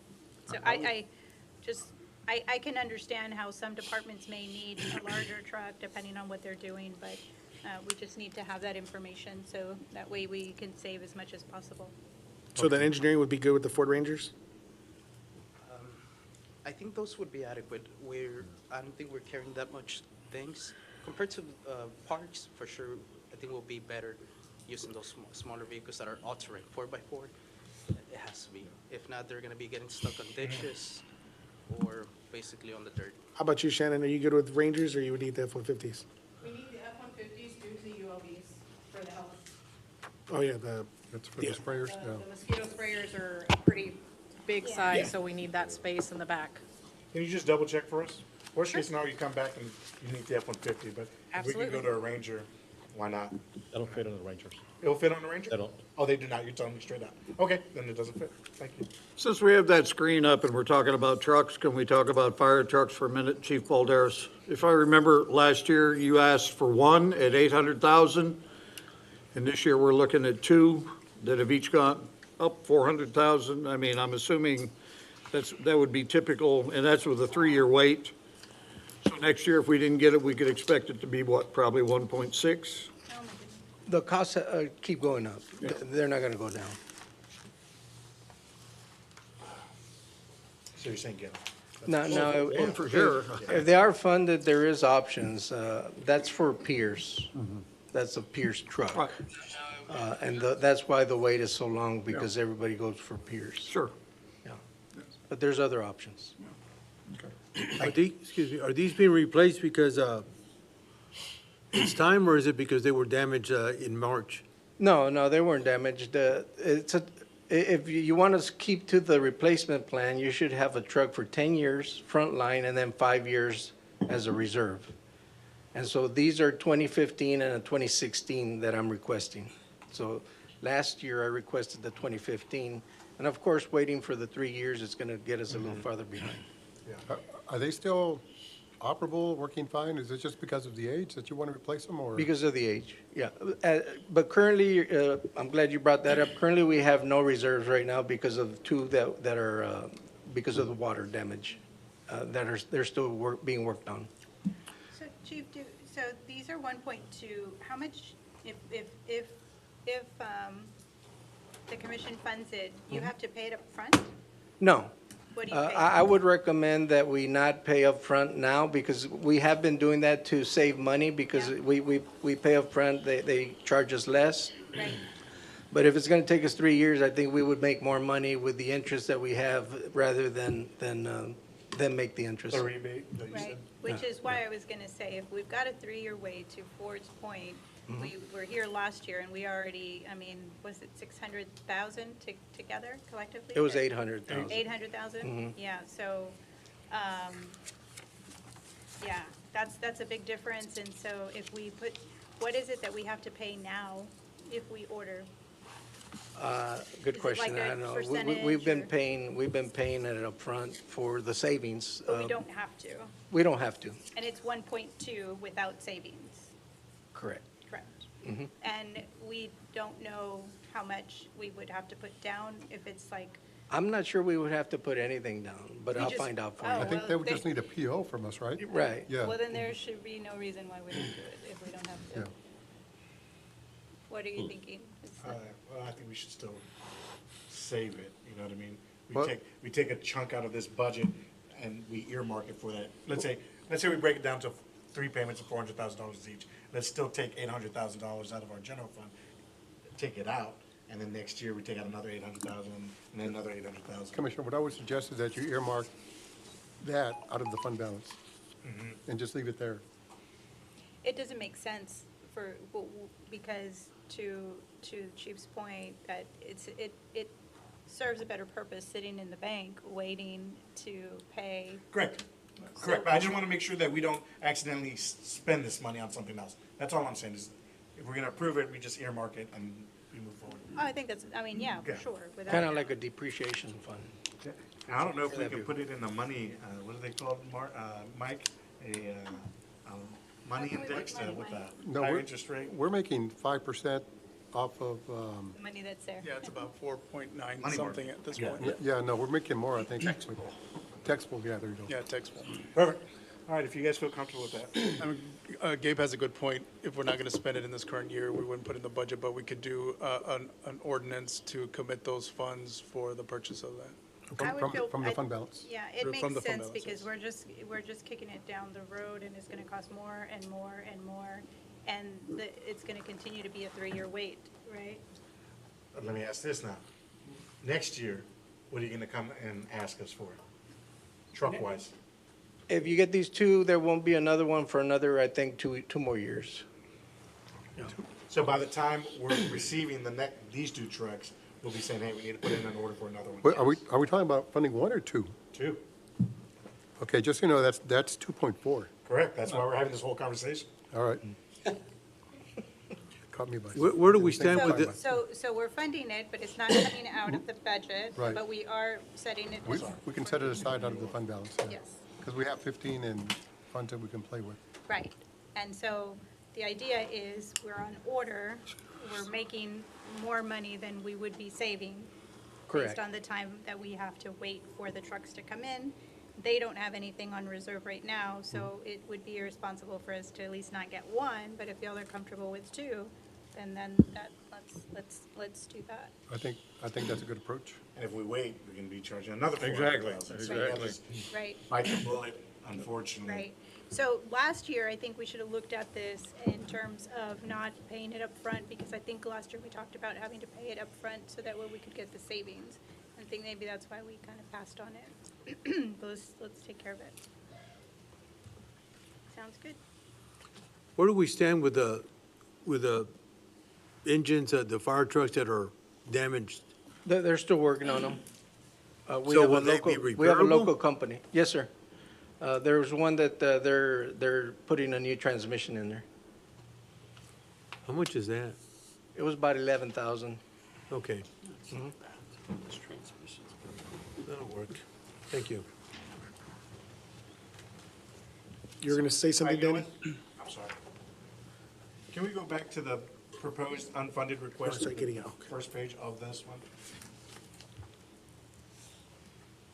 Are we going, and we're just gonna approve all of them at one time, Mayor?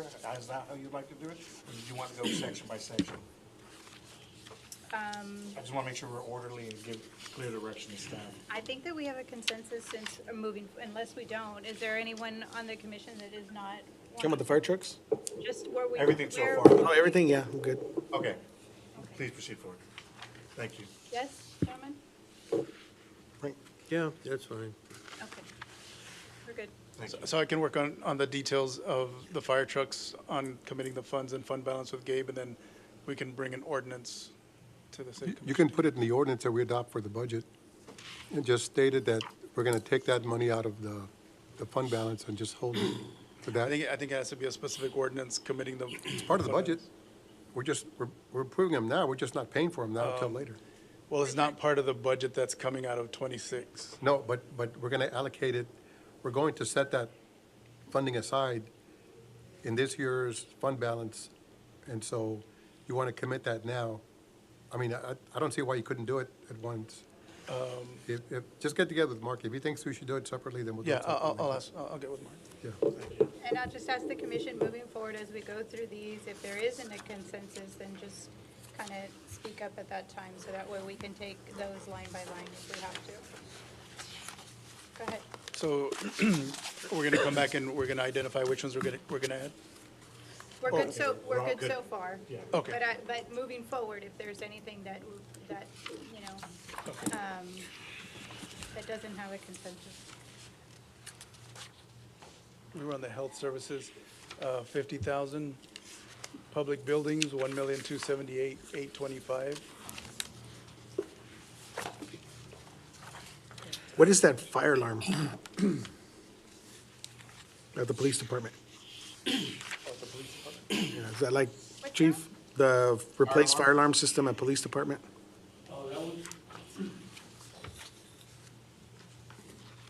That's the alarm system. It's been down for several years now. Say what? It's not a good thing. Yeah, the fire alarm system. Police station. I just. And they've replaced every sensor that goes out. They've been trying to replace each and every one, and the bigger problem is they're obsolete. So is that a consensus that we should replace that? We're going to go through some major bidding there, right? I'm sure. Question, and this is for Commissioner Pettis and Commissioner Kinsley. I remember, maybe 3 or 4 months ago, you brought in that consultant to come do the presentation on the LED lights and the AC units. Schneider Electric. Schneider? At this point, looking at all the LED lights and looking at all this stuff, is it cost efficient to in fact to bring them online to do that? Or are we thinking based on what we're doing and seeing here, we can just do it ourselves? I think it's something that would be a good idea to revisit, and Mary, maybe ask those hard questions compared to all these things that are getting recommended to get changed out. Where are we here compared to They would actually fund all these? the equipment needed, and then you would just take what you were normally paying in your utility bills, take that to pay off the debt, and then they'd get their revenue from there too, so. So then we could save a lot of money if we just kick them in right now, based on everything we're doing. Well, you wouldn't be saving any money, but you would be adding assets to your buildings that you didn't have to finance, that they were taking out of the savings. Yeah, they're taking out of the savings, Yeah. but it means we're not taking it out of the general fund. Yeah, Like all exactly. these requests. Yeah, and then we could just bring them back and then just ask them to look at that and make certain that's exactly what they're gonna do, and then we could just proceed. Do you guys want to do that? Yes? Sounds good. All right. Let's, Oscar, can you take the lead on that, please? And I'm really sorry, Robert, but can we take a 2-minute break? Given that we still have a lot to go through. I just need to. It's sneaky, it's just one item on the agenda, right? And then you hit 3 hours later. I know. One item, but like a million subparts. Yeah.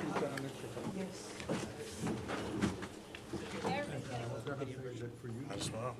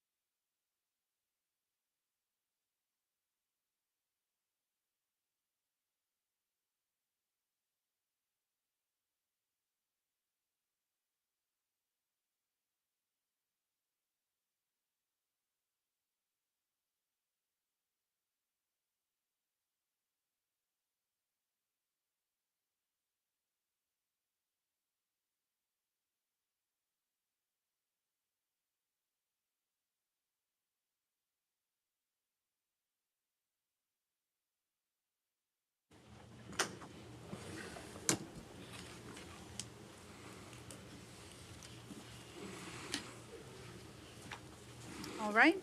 Time is now 7:03 PM, and we are back in open session after taking a brief pause. And Robert? So we left off on public buildings. They are requesting non-funded items of $1,278,825. Were we in agreement about the fire alarm system? To adding that, to funding that, yes? I would say yes. Okay. You guys, you good? Mm-hmm. It's okay. Asking how the board is doing. I'm taking the last one. Is this not good? What's going on at the recycling center, cameras, because we need them? Do we need to replace them? We don't have any. So right now, we currently don't have any. We do have our self-serve recycling containers. So we wanted to have one facing that. We do get contamination from residents sometimes. And also, we also have all our new piece of equipment for our paving crew also located at that property. So we wanted to place the other cameras that way. Okay. At a cost of $3,740, I think we should Do it. fund that. I have gotten a few emails, and I think I've sent them over to you and to Chris regarding the recycling center, and you touched on something really important, that contamination. What are we doing to educate the public on not continuing to do this? I know we did start posting videos online with our media department, and we want to continue doing that, right, to make the public and the residents aware of what is contaminated. I know one of the videos that they created really did have a really good feedback, people commenting, calling the office. They saw the video, had questions on how they can recycle, where the items that can be recyclable, where they can dispose of, so it really did help having those kind of videos and maybe just having more information out there on social media for the public. I think this is a space where we can all do better in the city in regards to recycling. Maybe this is something that this year, moving forward, you can work on presenting something to the commission on how we can improve with recycling efforts. I know that there's a lot of people in the community that have expressed a little bit of frustration regarding access to, like, recycle at their homes, like that they're able to do in other communities. And I see those big commercial, I think they're called Redfish or something to that effect. Are those at no cost to the businesses, or is that a for-profit? They do charge. There is a cost. I know that at one point, the city did have that program, but it would be, even in other cities, right, there is a cost for that kind of service. The recycling containers that we currently have, we go dispose of them at the City of McAllen Recycling Right. Center, and we have to pay for that as well. So it's not like a service that we make any kind of money from right now. Can we add glass? Yes. No, well, no. Not glass to the recycling containers? No. Nobody takes it. No. No, No. at all? Even in the old days, when Target and Lowe's had those containers, they went to the landfill. It was just making people feel good that they were putting them in the box, but they weren't going anywhere. Oh, wow. Plus, the other thing is you have to crush the It has to be glass, ground up. which is its own machine, and then you have to have it vented so no workers get silicosis. And you're talking probably $3 million to start to recycle glass, and then where are you going to send it to? No, I say it was a feel-good thing because it wasn't going anywhere. I mean, when we had the center, when I was Keep Arms Are Beautiful, I mean, we were making money, we were knocking it down with cardboard and things, but I mean, the prices just kept going down and down and down. I mean, styrofoam was zero, plastic was, I mean, cardboard was a big money thing, and it got down to where that wasn't worth the effort, and that's why it started to go under, back when it did. Yeah. COVID became a good excuse for it to never come back. Well, I'd like to see what we could do to bring it back. I know that this is something that, isn't going to happen overnight, but maybe something to look towards. Doesn't McAllen still do curbside pickup? Yes, they do. I think that it would be And they beneficial. pay millions for that service. Wow. Well, which is why we just need more information. Of course, we'll look into it. Okay, thank you. But we are okay with getting these two cameras, correct? Yes. Okay.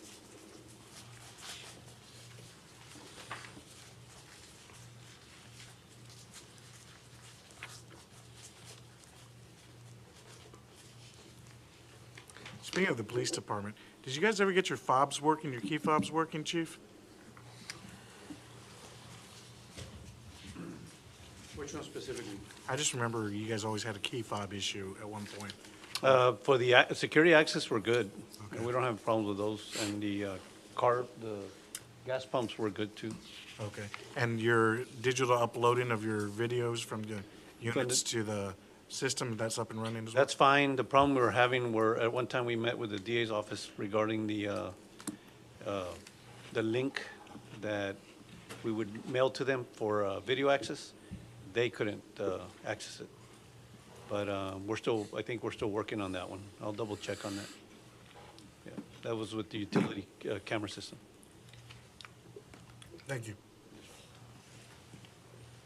Ruth, I don't remember what's going on with the AC units at Public Works. Are they, no, I mean, you need to have AC, I think Yes, I asked you so- this last time, but I don't recall. Staff's recommending for them to be replaced. They're about to give out. I know that like about a month ago, they had to call a tech to go and work on it. So they are recommending for us to replace both of the AC units there at the Public Works Building Administration. The one Okay. for the hallway and the one for the main building. I would say It's 1,000 air degrees conditioning is a, outside. is a must. Before you, I have a question. Last year and the year before, our city secretary was asking for security for the records. Have a big old door installed.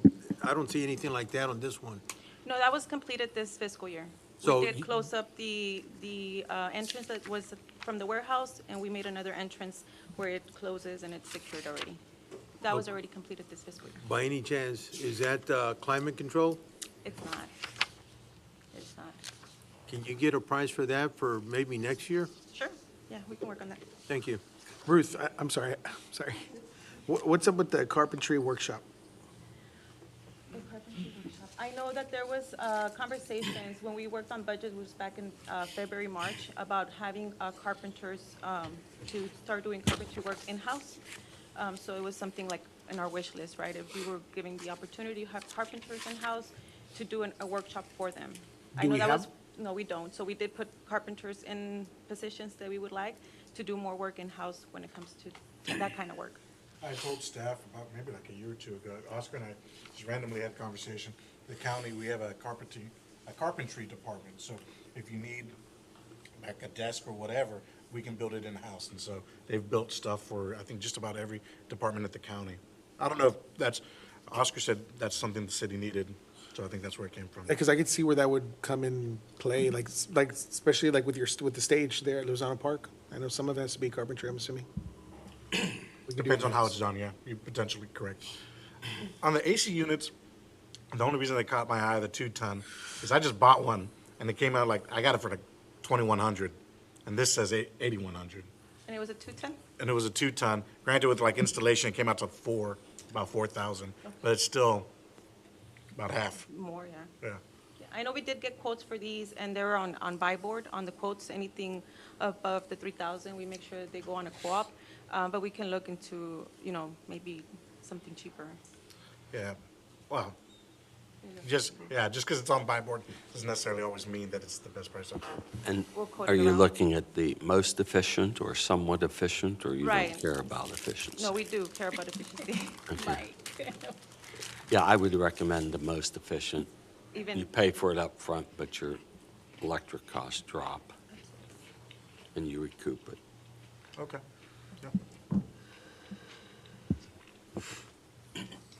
All right, so funding the AC units, yes? Yes. Yes, both of them. Okay.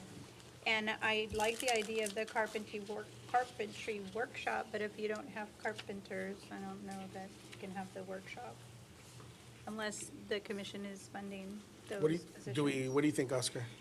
I think if you've gone out to Public Works here as of late, you see what they're doing there in the restroom. Those are, right, Ruth? Those are all staff, right?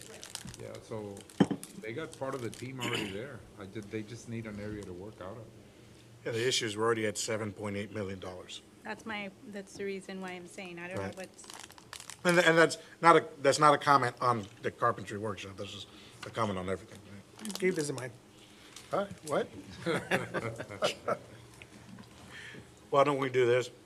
We make it the carpentry workshop contingent on the hiring of those positions. It's clearly, He said he already had some. you already have them? They have some staff, and then Oh, okay. like I told you, that gentleman from Parks. Yeah. I don't mind the workshop if we have the people. And- Yeah. What I was saying is, why are we going to have a workshop if we don't have the people? And do we have the tools? That's That's the whole part of purpose this money. Because then you gotta buy table saws, you gotta. Right. Jigsaws, table saws, yeah. Yes, That's please. included in this? This is what No. it, No. okay, so, So this would be a separate building? No, I think part of it has to be included there. With that, I hadn't seen the amount, but. 36,225, what is this? That's just gonna be for the workshop, and it did include some tools that we got our supervisor to give us some quotes on the tools that they needed. And I believe, if I'm not mistaken, I don't have the number in front of me, but it was about close to 15,000 on the table saw and Yeah. things like that. So it's included in here.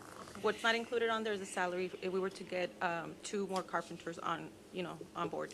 You already have some guys kind of sharing space and stuff, right, out there, so where? The idea here was going to be at the recycling warehouse. So Oh. we removed a lot of stuff that was in there, and we made space for it. So it would be a good, there's ample space inside the warehouse where we could put the workshop in there. I like the idea of people being there, period. At the recycling center, like a presence of They're not staff. in there? I always assume as soon as you drive in, they have the horse, the Pegasus.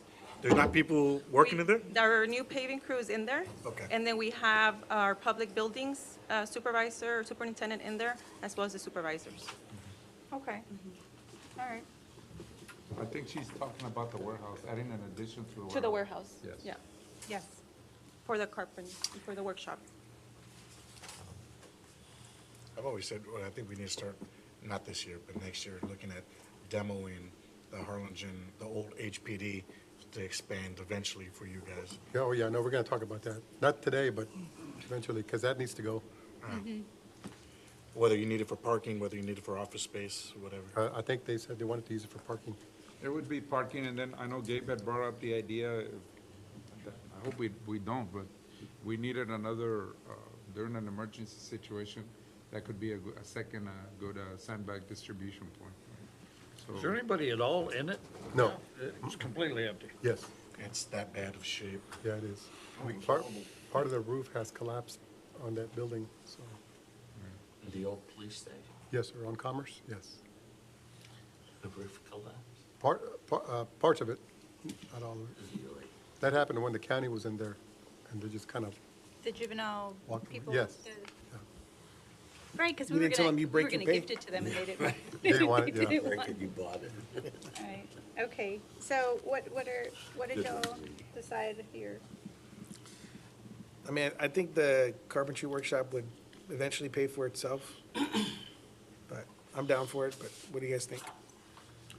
I'm up. Okay, again, we're looking at 7.8 million, right?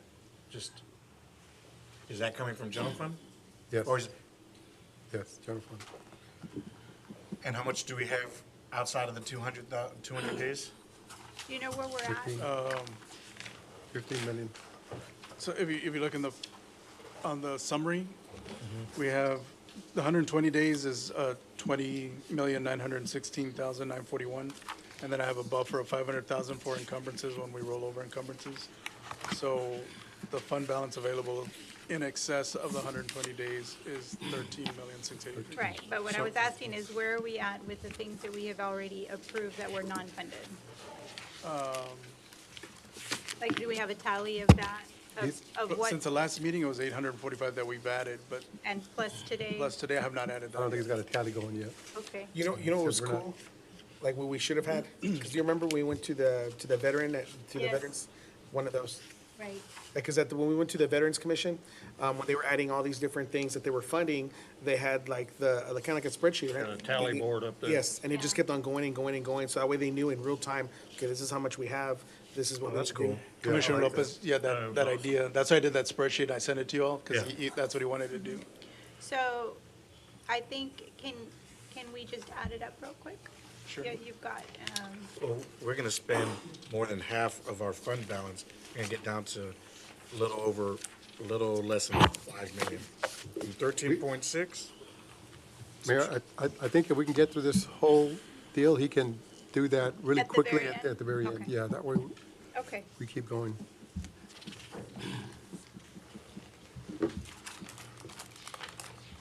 Because you keep saying 7.8, but we're not going to fund 7.8. That's my question, and that's what I keep asking. No, we're Are not. we funding the 7.8? No. No. You keep saying No. yes. No. Okay, Absolutely not. that's what I was freaking out about. No. You're just Which is- picking items from there No, to fund. so the 7.8, which is why I said, where are we at right now? Because we don't have 7.8, we have 3, well, we don't even have 2, we have 1.8. And so if we're past that, then we can't be past that. Does that make sense? I mean, unless you want to, but I wouldn't advise. And we still have some other pretty important issues we need to talk about, and we haven't gotten there yet. Right, which is why it's important to kind of know. Okay, then let me ask this. Everything we just went through right now, you're saying is how much? That's That's my, what that's We my don't have an question. answer. Okay, we don't have That's that what at she all. does, The 7.8 is what everyone has requested. that- Yes. Not everything else, okay. Thank you. Right, so some of that, that we have 1.8. Well, the 2.4 just on the fire trucks, even if we cut those in Well, half. but those are not, but fund those balance. aren't gonna be funded, and they're not gonna be in the budget. There's gonna be an ordinance saying these are earmarked from our general fund, but not from the budget, because we're not pulling money for them. So we have This is one, what, but we are gonna be pulling some money from them. but not from here. That's from the money that's sitting in the general fund, aside from the allotment here of revenues over expenditures. So we got 1.8, Correct. and so, But this is only for like salary, stuff like that, because it's one time, those are reoccurring costs, the 1.8. this is, correct. Positions, things of that nature. And then, That's what I suggested. Correct, no, that's Right. the rule, to me, Yes. it's a hard rule, it's not even a suggestion. correct. Right? So if we have gone over 1.8, then, that- We're not there yet. But Okay. I'm going to try to tally that for you real quick. 2,000.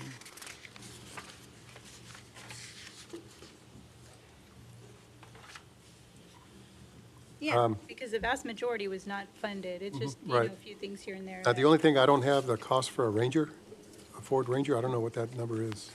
That should be less. I would say 10,000 less or something. That's what Robert figured out right now, would be. 40,000? Okay.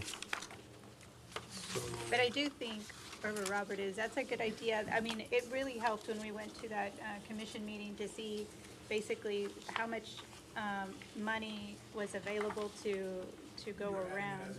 And so, yeah, so it were refreshing as, and we got a lot more money because we stuck around till when they had very little left over and they decided to share. But their goal, of course, is different than ours, is to expend all monies. That's not our goal. I know, Yeah. I know. But we do, we want to see what we can, essentials, like these, they need to have air condition. They need to have trucks that are operable, things like that that are important. Have you been keeping track, Gabe, of everything we're adding? I'm doing that right now. No, but you've been keeping track. Oh, yes, yes. Okay, while he's doing that, you can, Okay.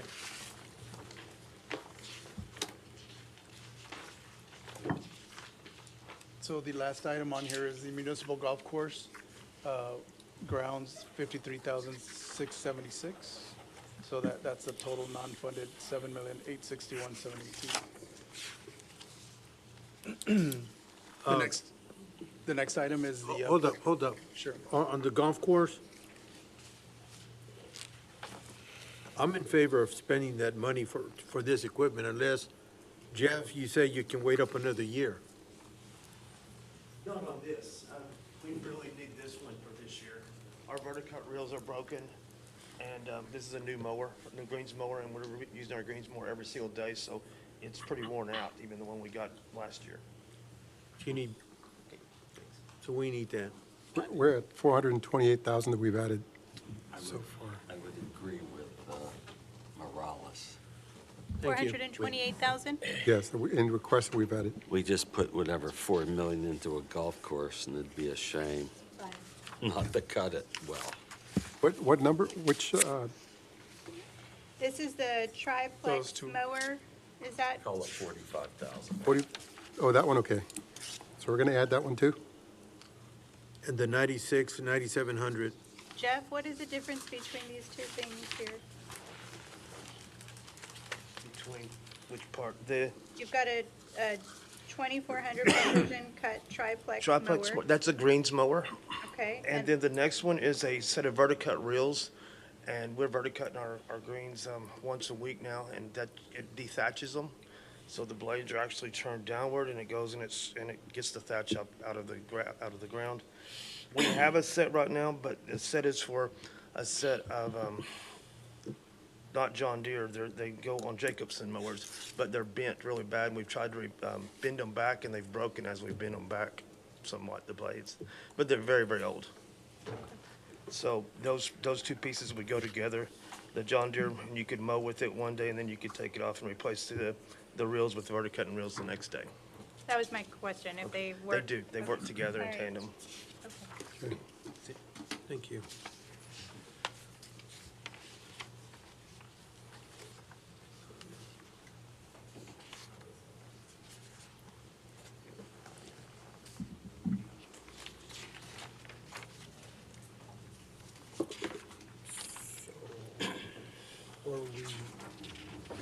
So are we adding them or not adding them? No, or- we're adding. Adding? Is that the Yeah. consensus?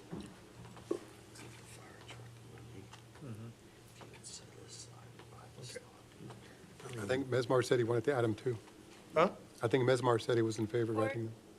These Oh, yeah. mowers, Yeah, are of you the good? mowers, You're definitely. good? You're good? Yeah, I have no You're good? objections. Okay. Thank you. We're fine. That puts us at 481,816 with those two mowers. Okay. So the next slide goes into the four funded positions that we spoke about in the last workshop. We added the MIS, GIS technician, the engineering PE, the EIT for engineering, and the parks electrician. Total for that with its salary and benefits is $329,368, and that has been added to this amount, to the 1.8 million. Before we move on, so I have a question or two for you. On this MIS, GIS technician, you think you can get somebody for that amount? I That's- think that- so. You think so? Yes, because that, I mean, that's all they're gonna be doing. They're not gonna be partaking in plan review or doing anything like that. So we did do a cost comparison with other cities. Of course, your bigger cities are gonna pay more, but this is sufficient enough, I would think. It's not one of these that they get the experience and they move on? So we have seen that happen, in not just this position, but in various positions that we have. But then we've also seen where employees do stay, because we have a lot of our veterans that have been here for 15-plus years. So it goes both ways. I think the only thing, having thought about this a little bit more, that potentially this, it's good to fund the position, but maybe it does need to be under engineering, because wouldn't you be working with them very closely in terms of, since they're not going to be doing any of the, what you just mentioned, they're not going to do plan review, they're not going to be, they're just going to be specifically for GIS? What are your thoughts? They already had one. I've seen They it. don't have someone dedicated. Yeah, at the moment, we don't have one person dedicated for the GIS No. position only. I've seen it in both places where they're either at another department or within engineering. And depending where they're located, it's gonna be the type of work they're gonna be doing. Because if they're just located in another department, they might just be doing that department only, let's say planning maps only, or public works only. I think this position, it should be opened just for GIS and where anybody from those departments can request for those maps, but within the allotted time, right?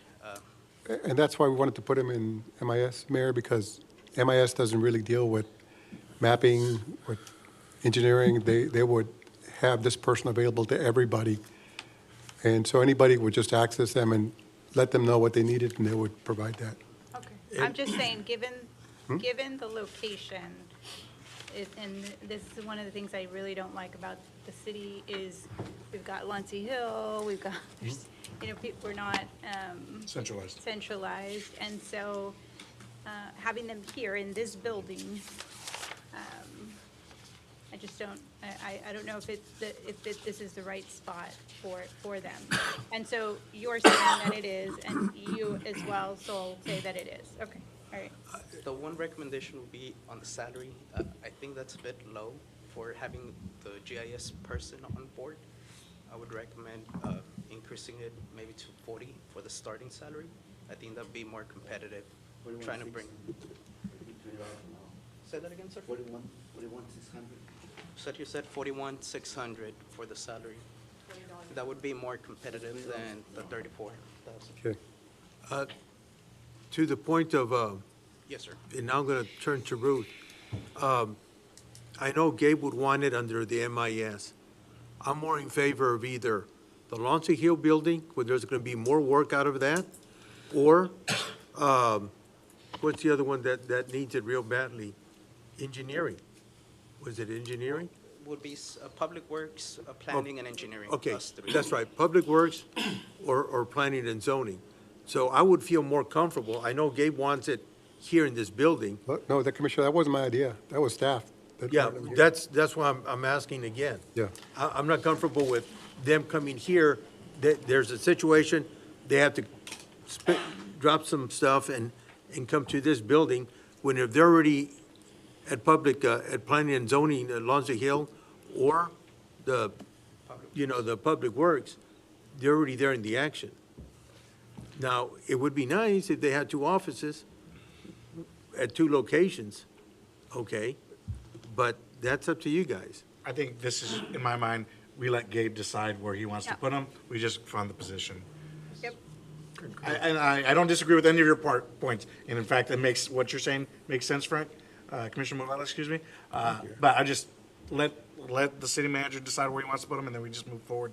I'm sorry, I'm still lost on the last things, and I'm just waiting for us to circle back, finish this, so we can circle back to the proposed I unfunded. said exactly what you said just a few minutes Yeah, ago. that's- So, yeah, we share that, but then ultimately, I asked them, and they agreed that that's where it should be, and then I agree, Daniel, with Daniel's assessment, let's just move, let's fund it. I did think it was rather low, but I don't know what the requirements are, or what the education behind it is. If that's a competitive wage, based on your analysis of other cities, then we'll just let Gabe figure out what that looks like and where they'll be housed. But that's noted. I mean, I agree in that regard, but the day-to-day, we'll go ahead and just, defer to Gabe. So the salaries would be about $6,100 more? It'll be, the base would be 41,600 is what was recommended by Sergio. Yes, that's correct. And then we'll just adjust the benefits amount and then get you Right. a revised dollar amount.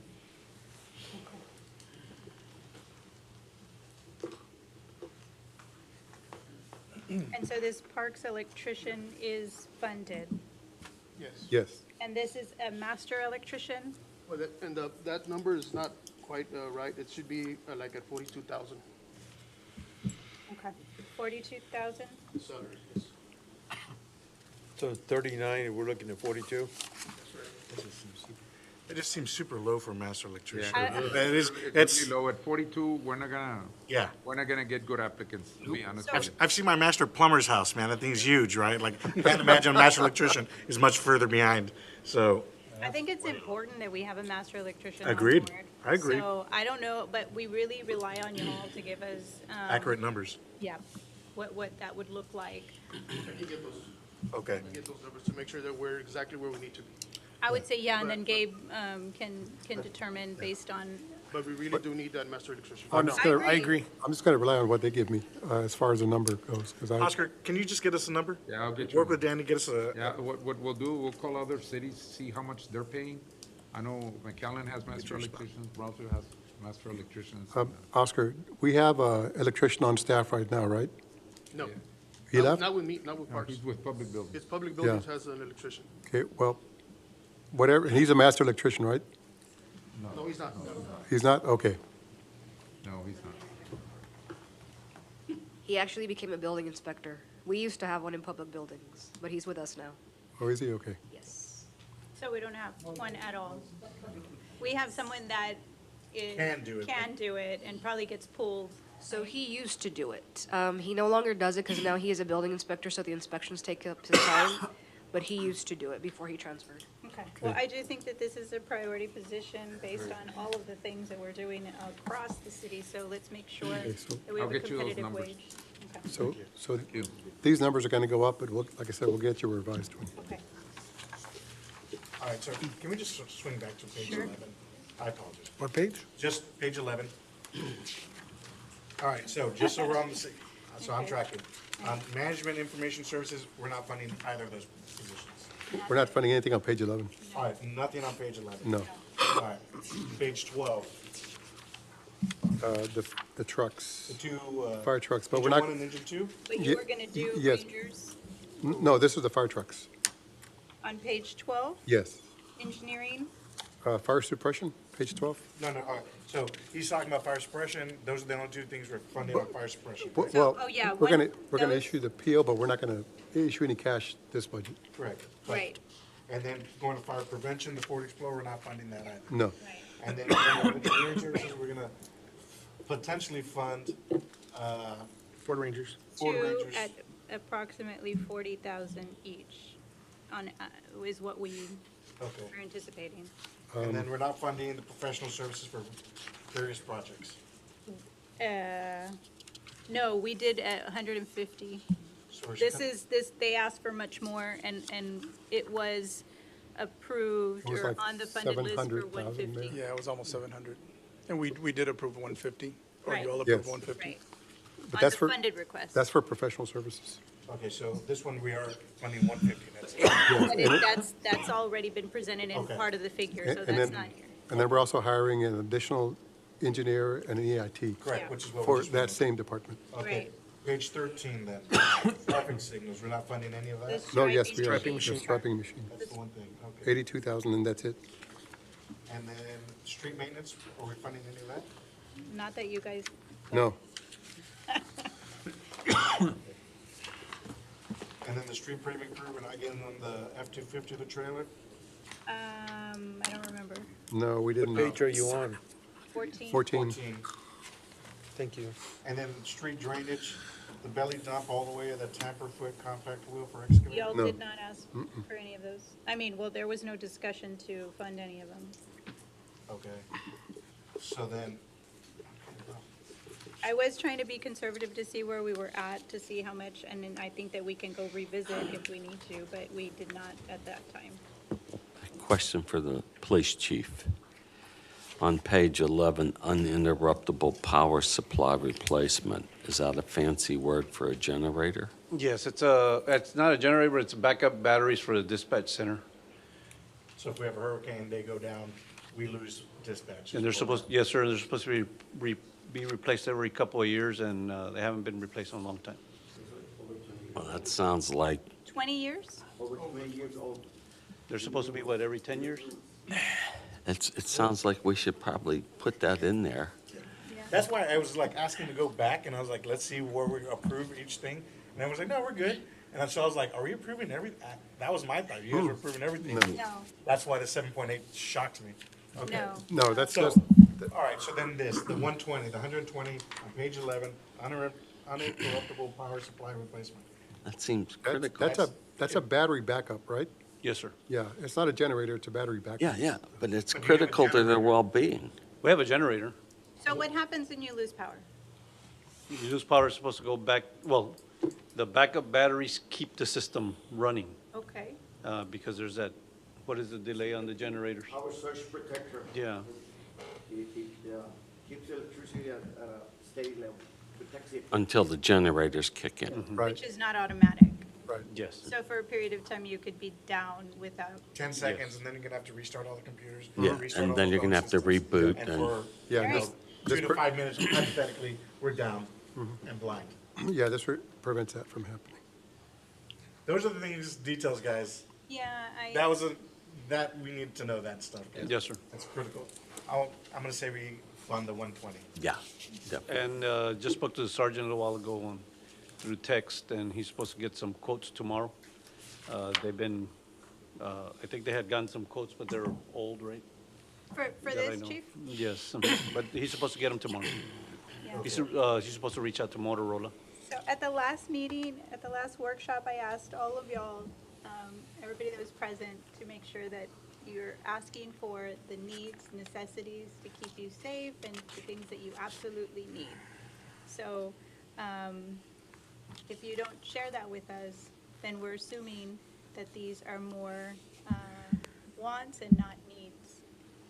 So if there's something that we have missed, that's what this workshop's for. So letting you know again,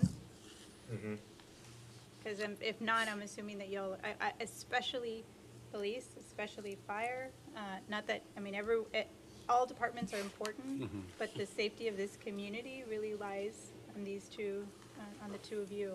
Yes, So if ma'am. there's something that is going to compromise your ability to provide the services that you provide, let us know so that way we can find it, so we can help you. Thank you.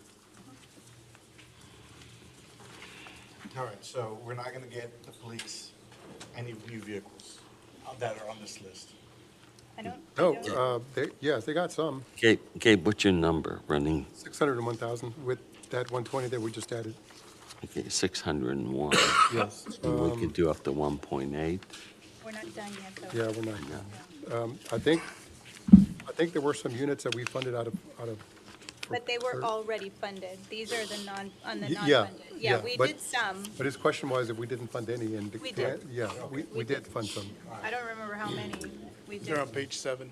Page 7? Police, yeah. We funded 5 F-150 police Yeah. responders Yeah. We were the ones that, from the first workshop. yes, yeah. There's 4, 1, 2, 3, 4, 5. All right. There's Page- 10, there's 10. Perfect. Going to page 12. We're not gonna do the Tahoe. Not doing the tanker 8 replacement. Redo ramp station 1, flooring section station 8, cabinet stations 1 through 7. I thought you said last time to do the travel unit for the fire. No, we got a I just talked cost, to Chief about that. Chief said that so far this year, 2024, 2025 fiscal year, they've only spent 5,000. That includes reimbursements for like mileage and rentals. That's the Okay. question you asked. Yeah. Okay, all right. We don't need to do the Tahoe. and that information is also at the end of the PowerPoint presentation. Okay. And then tanker 8 replacement, we're not doing. Do we, that's the one you're going for the state funding, right? Okay. Is this the one that I was asking, or no, it's not. I'm okay. Thank you. Sorry. And then the flooring station 8, we're doing that one in-house, if I recall from last year, right? So you're getting it, the ramp, can we do that in-house as well? Yes. Okay. And then the cabinets, well, that new wood shop is gonna. Carpenter, we're not If gonna. you're funding it. Carpenter, yeah. Yeah. Okay. And then lighting station 8. Okay. Then the Ford Explorer, we're not getting that one either, right? All right, going to page 30.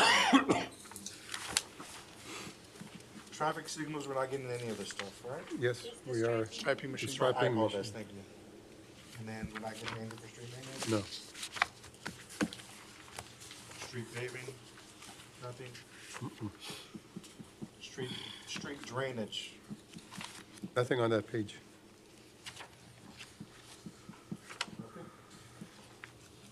and then parks backhoe loader and compact track loader, not getting those either, right? On the bottom of page 14? No, nothing on that page. Page 15.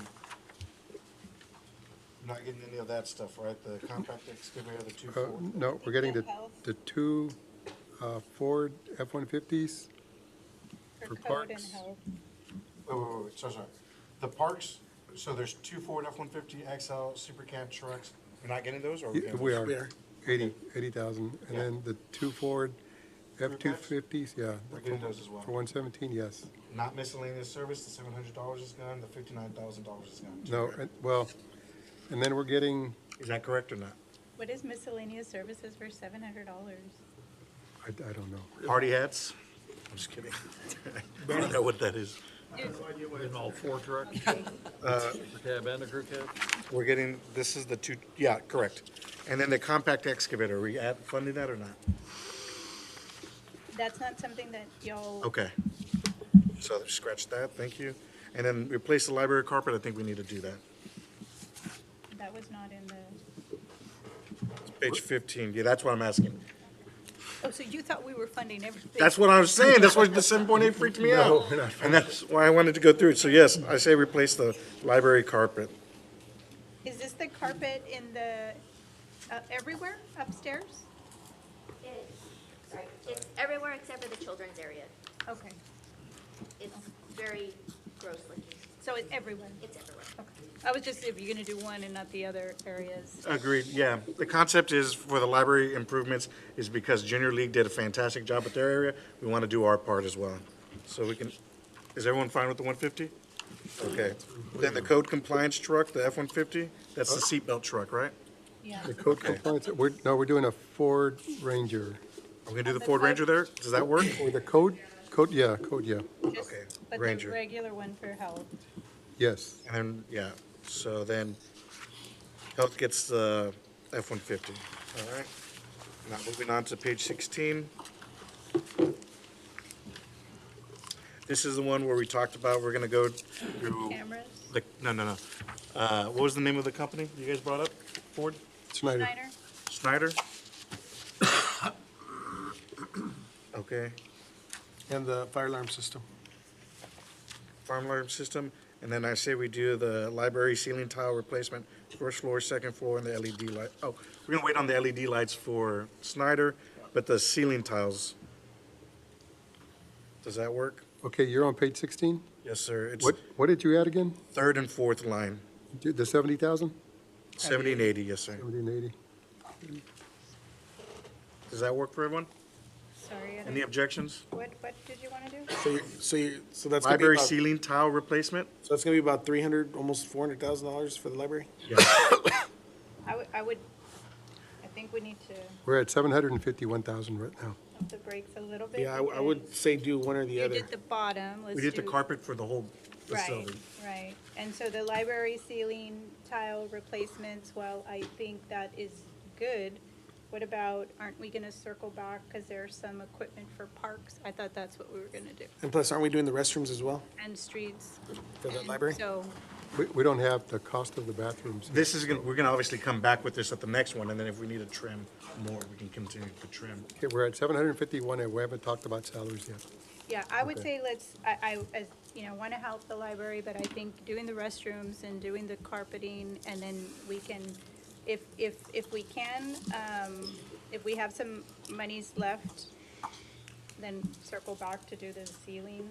Is the ceiling because it's just it's not, it looks like this, or because is there a roof issue? Because then As that's, the building shifts, the structure of it has kind of shifted, and some of them are starting to fall out, and most of them are really stained. And there's parts of them where they're kind of like hanging off, and we've actually had them fall out of the ceiling. well, then that's a little different than, okay. The other option I've suggested, and I've talked to, I know you weren't the biggest fan of it, is that if you go to like a lot of coffee shops or like a lot of new modern places, they get rid of the tiles, and they show, they show the ceiling. We paint the ceiling a white, or we paint it one color, and then we put, if there's any wiring, we put them in CVP pipes or something aesthetically pleasing, and I think it can save. Do you like the spray foam stuff up there? No, just paint. We So did that way at the it's museum. Nice and cool, no? But At I'm the- just not sure what it looks like up there, so I'm hesitant about it. And I also don't know about noise control, if it'll be more echoey or. Good That's what you, going, your point, you said the spray foam. I've seen it where they do the spray foam, and then, or you said, Mayor, and then they paint it. So it'd be I like think spray that- foam and they paint it white. So, I can't even think of what, the tiles look like this? Like you want more of this? I want them to look like this. Like this, They yeah. currently don't look like this. Yeah, I think this is awful. I mean, but we're not gonna spend money on City Hall, but if I could, I would get rid of this ceiling and see what it looks like under, you know. Popcorn ceiling or what? It's even worse. Like, this is a step up from popcorn ceiling. But honestly, I think you might even have more height, and it looks Right. it looks modern.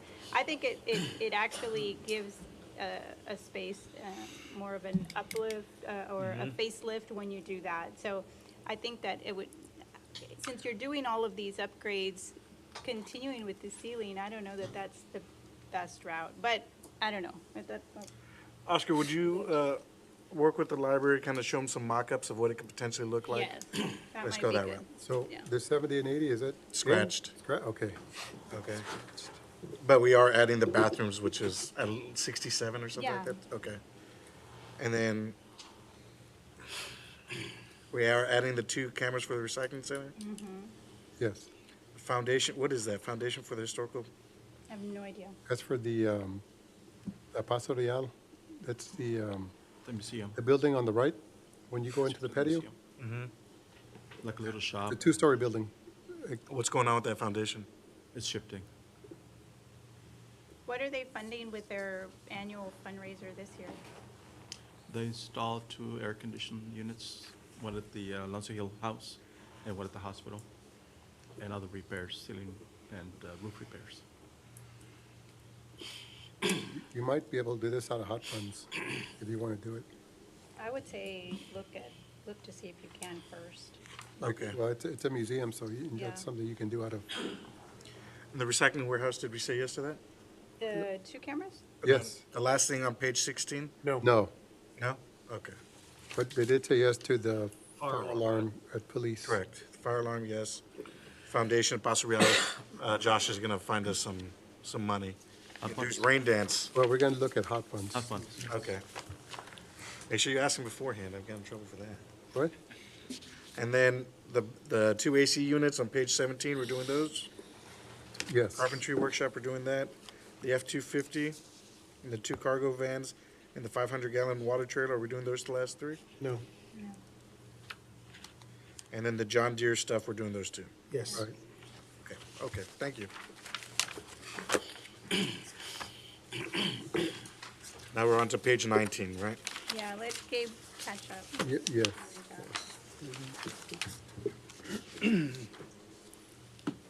Okay.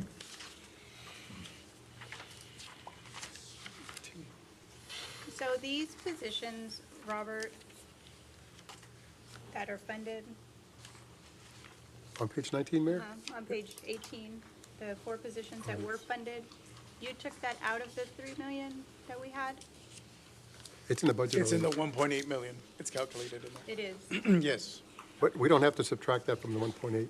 right, that's already. in That's there. already been taken It's out. already- Yeah. Now, the only thing is, we are going to have to adjust the electrician and the GIS tech, those 2 numbers. So, I know that the judge wanted to be here, and I just, going through.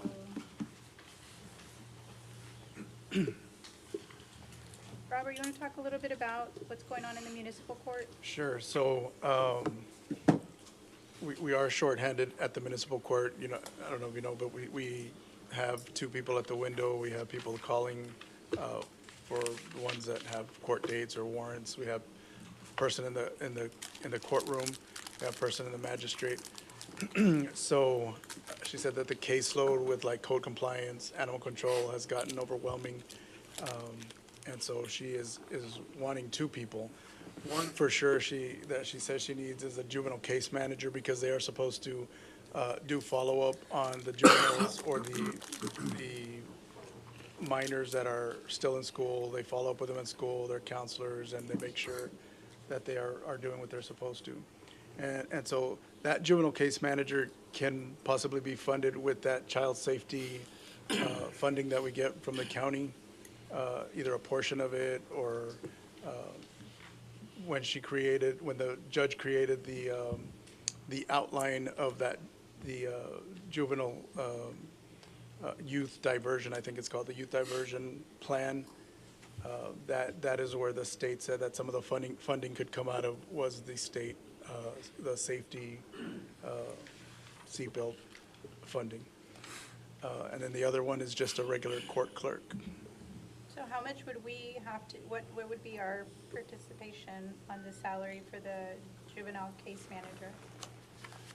Depending on how much you want to take from the child safety, that's the funding that you use from the, We use that for the street humps. for the street humps.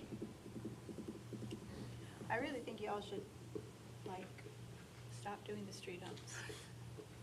They're not aesthetically pleasing. Yeah, but that's. To be fair, everyone that complains to me about the street humps, I'm like, you speed down the street. Well, yes, we'll see.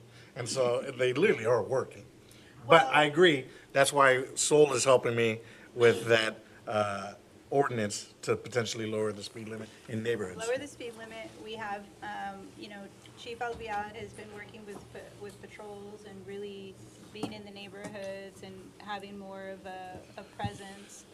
I mean, I think the funds would be better utilized on our youth than it would be on our streets, being with the speed humps. Agree. Those are my thoughts. And in Brazil, they call street bumps. I don't agree. Mother-in-law bumps. You don't agree? I don't agree, because I'm the one that gets the calls for those speed humps, and these are people that are worried about the speeding in their neighborhoods and all that. And we don't put them in unless they actually pass the. They meet the requirements. They meet the requirements. So I don't think, I mean, I can see getting some of the funding, but to just say no more speed humps, I don't agree with that. I think y'all have done a good job, and you've got them all over the city, and it's time for a pause on that and to give her what she needs. So potentially you could get however much funding as a percentage that I think we get like about 60, 75,000 a year. Probably pay for that You entire, could pay for it all. yeah. This is what we should do. We should fund it all, and then tell these guys, this is your budget for speed humps for this year moving forward. And then you don't go past that. If it's a statutory requirement that the juvenile case manager has to do the follow-ups, right? It's not something we can skimp on. This is, in my mind, this is not No. It's It's either- want, it's a need, Yeah. a statutory compliance need. Either we That's the way I'm pay reading for this. it, either we pay for it, or we utilize these funds to pay for it. Well, I say my argument, to kind of piggyback off yours, is we fully fund it, but Robert, you do everything you can to get that grant, and we can then claw back. We some of that. already get that money. We get the child safety Yeah, every year. We It's- get it's that from the money, county. but right now you're using it for speed humps, Yeah. Okay.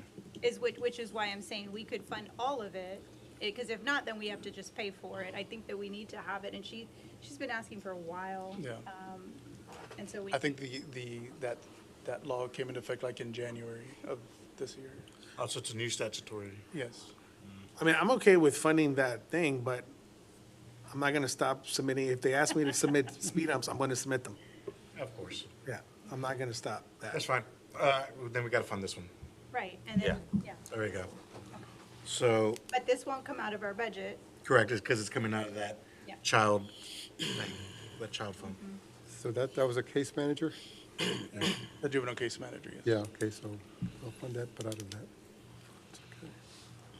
So, no deputy clerk, And are they, right? collecting any additional, has there been an increase in the monies that they have collected on code and animal control and? Over the past couple of years, yes, because it was kind of like on a downward, now it's kind of like leveled off and it's starting to increase. I can get you that amount of how much they've collected.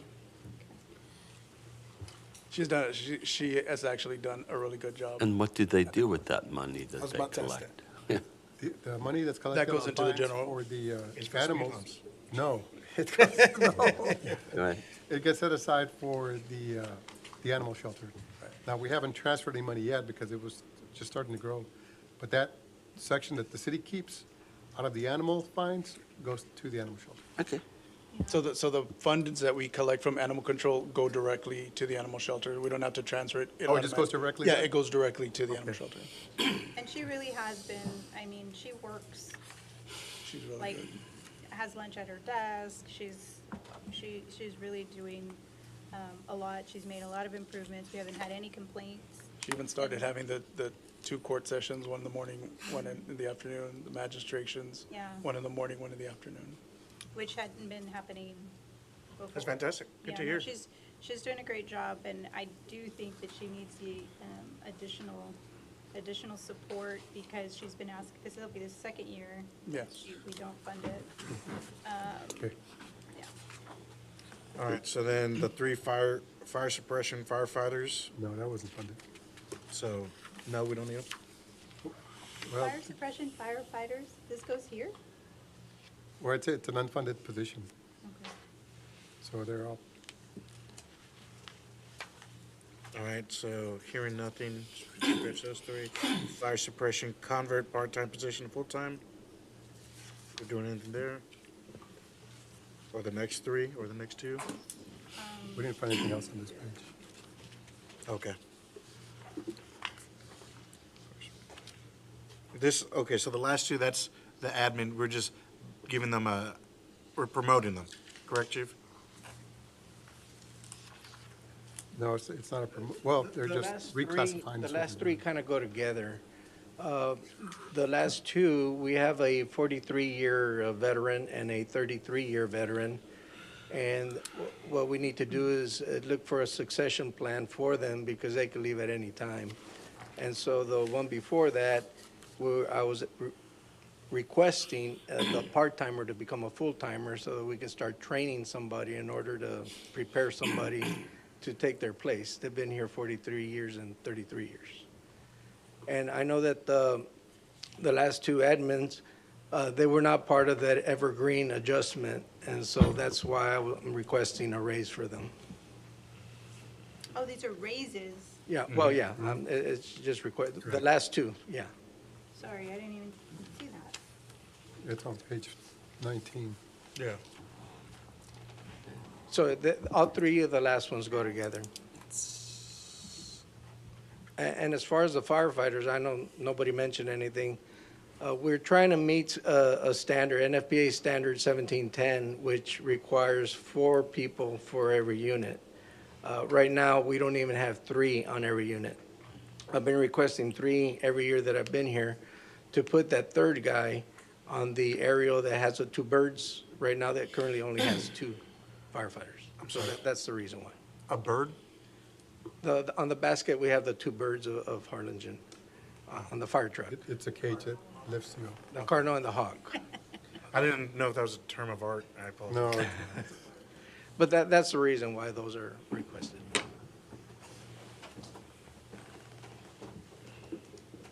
And the veteran that's been here 43 years does the fireman's payroll, which is very complex. Okay. And they're not part of the Evergreen study because, well, they weren't recommended. oh, okay. They haven't received a raise, only the COLA. COLAs, yeah. If they don't get a COLA, they don't get a raise. Okay.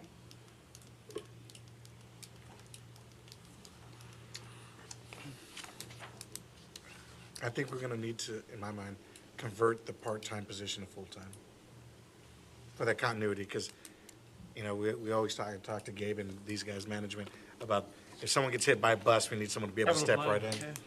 So, These pay raises for buy these, a fire truck, we'll be on point, right? these pay raises are I don't know 15.5. why anybody needs to be hit by anything, but I don't like that. So you're saying, These pay raises are 15.5. I'm comfortable with that.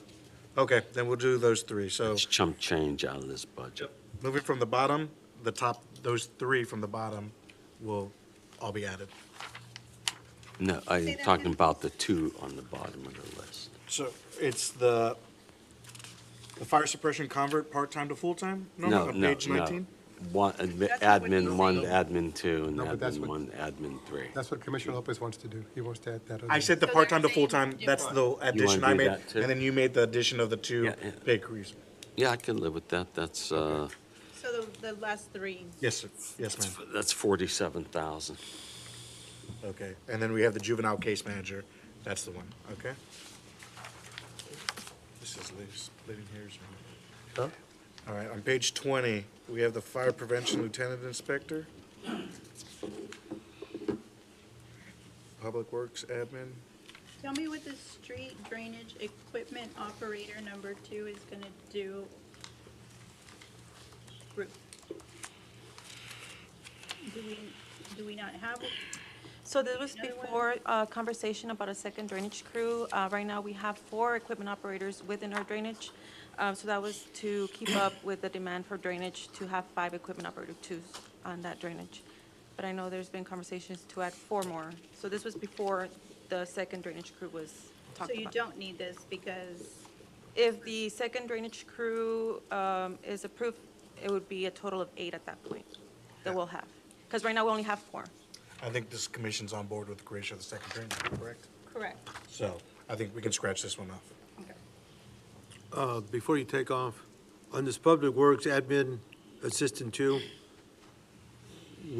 what's her purpose? So, if I can say, out of all the positions that we posted here, that's the most crucial one, that if we could get any, it would be this one. Right now, our admin assistants, they're considered basically like a call center. They're on the phone literally like 90% of the time. Since the moment they walk in to the moment they walk out, they're on their phone. 200-300 calls a day that they get. And we have been receiving a lot of complaints to where we're not answering the phones. And there's instances where Christopher and I are on the phone when we're in the office, everybody's on their phone and there's still calls waiting. I agree. So- I get calls about that. How they're not answering their phones and stuff. And I don't blame them because everybody calls them. So, This goes Doing back, this guy. this goes back to, I think, on year 1, I think I asked about creating a call center for the city because that way every call gets answered. The issue is, in my mind, the logistics of it. You call me, hi, I'm Daniel, City of Harlingen, I need to talk to Public Works. Boop, I just send them to Public Works, or I send them to, they're still gonna get the call anyways, but if they have, you're presuming this person's gonna be able to answer basic questions to resolve their concern. Well, I think every major city has kind of gone towards the 311 or whatever that number is. And so it's, you have a location, a central location that these individuals should have an understanding of how the city functions and be able to answer calls. And I'm pretty sure I've gone to TML has all these trainings and there's like AI where you can get assistance in answering calls and responding to, if you have a list of questions. I'm sure you get a lot of the same questions over and over and over. Right. And so that way we can just be ahead of the curve a little because every department, I'm sure Parks gets phone calls, Public Works get phone calls, City Secretary's office gets phone calls, Health Department, so, and if we are able, obviously we can't do that now, but I'd like to see what that cost would look like, because now you have people freed up from answering all of these phone calls to do, because they have additional duties aside from Absolutely, answering the yes, phone. they do. They do, and if I must add, I was in the city of McAllen when the 311 started over there, and what happens is basic calls, like what time do you guys open, how, basic calls like that, for the most part, the call center would take. It's more so like, how long is it gonna take from a container to be here? I would place the order, 2 days ago, then those calls will get transferred to the department, but for the most part, general questions would be answered by the call center. And they have software, so then they get a message saying, hey, Right. they want to know this, and that person can respond, and then boom, there's your answer. Instead of having, the phone call, because it's ringing, and they're saying nobody's answering, but it's because they're on the phone. Yeah, to your point, if you think it's viable and you've seen it work, maybe staff, admin, or the assistant city managers within this next 2025, 2026, prepare a white paper with logistics on how it could work for next year. So, all right, going to the Public Works Admin Assistant 1, what's everyone's thoughts? I'm down. Add. All right, so we're gonna add that one. So Lieutenant Inspector, no. No. Sign shop worker, What page are you on? page 20. Okay, traffic signal technician. Assistant foreman. Park admin assistant 2. Commissioner, I would recommend, we were gonna do one, it would be 3. Okay. So Right now, because right now we only have one and we got a part-timer and she only comes in for 24 hours a week. That's all she can work. So, 24 hours a week and then she stays by herself all week, the one that we have right now. So I would recommend see if we can get the 3, the assistant 3. And we can't convert her just to full-time? We can work on that, but I still would like the 3.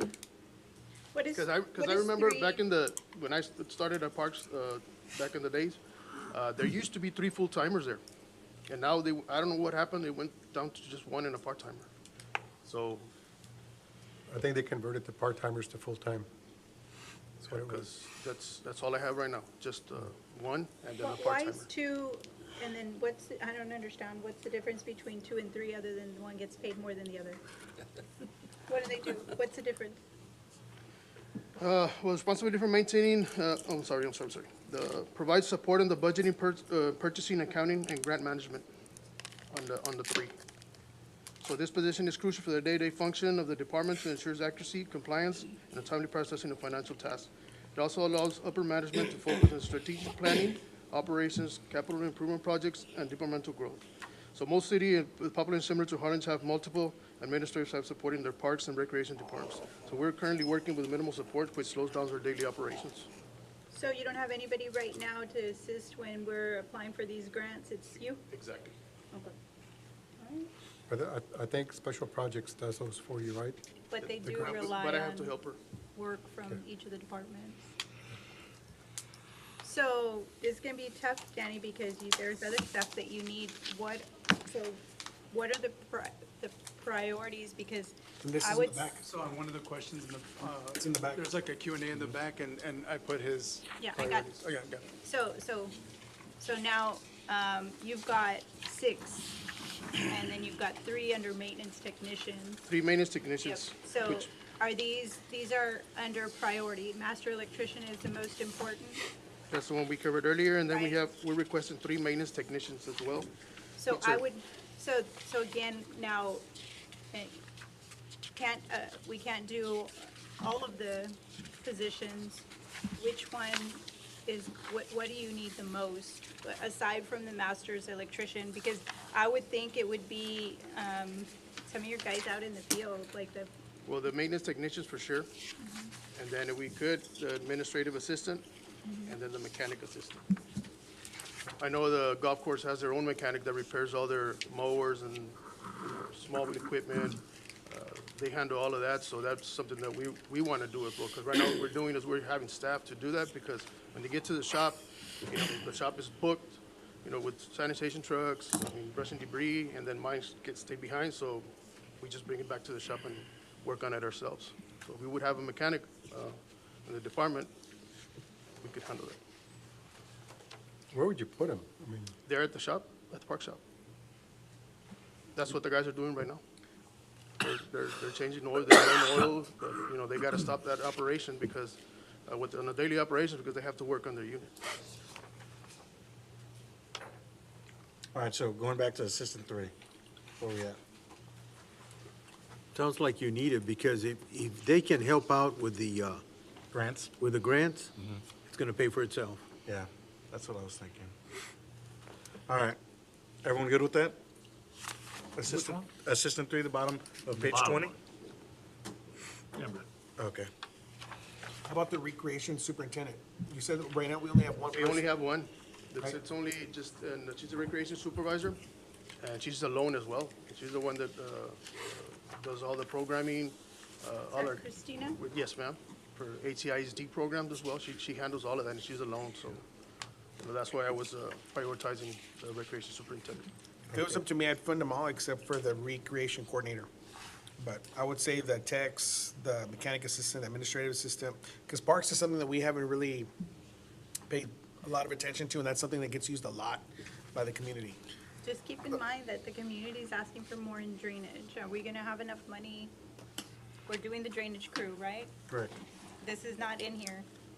The money's not there. The drainage crew is Wait, not funded right now. So the drainage crew, I want to help parks as much as possible, but I want to first say, I want to make Agreed. sure that we can fund the drainage crew, and then the monies that we have left over, I think that we need to give Danny all the support that he needs. I think he needs a lot of support in keeping the grounds, Absolutely. grounds clean, and then also the technicians, because, talking about all the stuff at the parks and We can fixing do the in-house. If playground we get those and doing all technicians, we this, can do a lot of stuff in-house. Since we have our superintendent, that's his expertise. So, I- you know, Danny, to your point, I think this whole commission wants to fully fund you. Mhm. I think if we could fully fund. It's just, we have that 1.8 and we're already halfway there. So, No, you're more than halfway there. so, So I Let's- just want to make sure that, and if this means that we're not going in order, then so be it. I want to work backwards, and I want to make sure that we first have the drainage crew, we have those, and then how much money do we have left? Then we need to work on that. I agree. Work from that place, Mhm. and then see what we can do in terms of parks. So include the drainage crew already. Yes. Okay. and then whatever, you're saying that they have not been included? They're not No. included. Where, okay, what page is that? Which we should have probably just included it, Robert, Second on the way. Yes, Well. page 36? Because we also have equipment with this drainage crew. Yeah, that's got to come out of the fund So we're looking at balance. about a $3 million, right? Yeah. Yeah, so, you know, we don't have enough money, and I think that we're forgetting that part, and we're just, you know, we're not Santa. Correct, so we're looking at page 36. Yes. This is the equipment crew. So we got a, The drainage crew. The equipment. is on this there- one,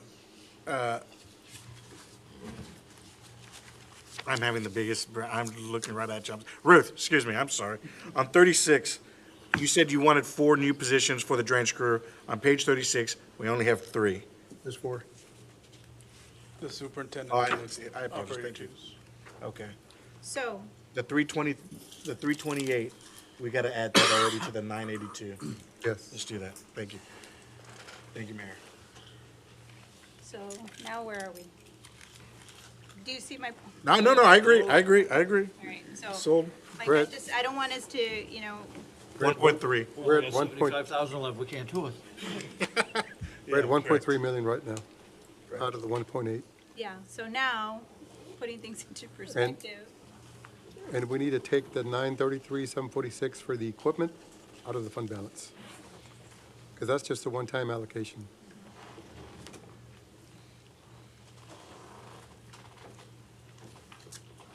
So how much left, how much do we have left for Danny? 1 point, we only have like less than 500,000. So what can we give Danny?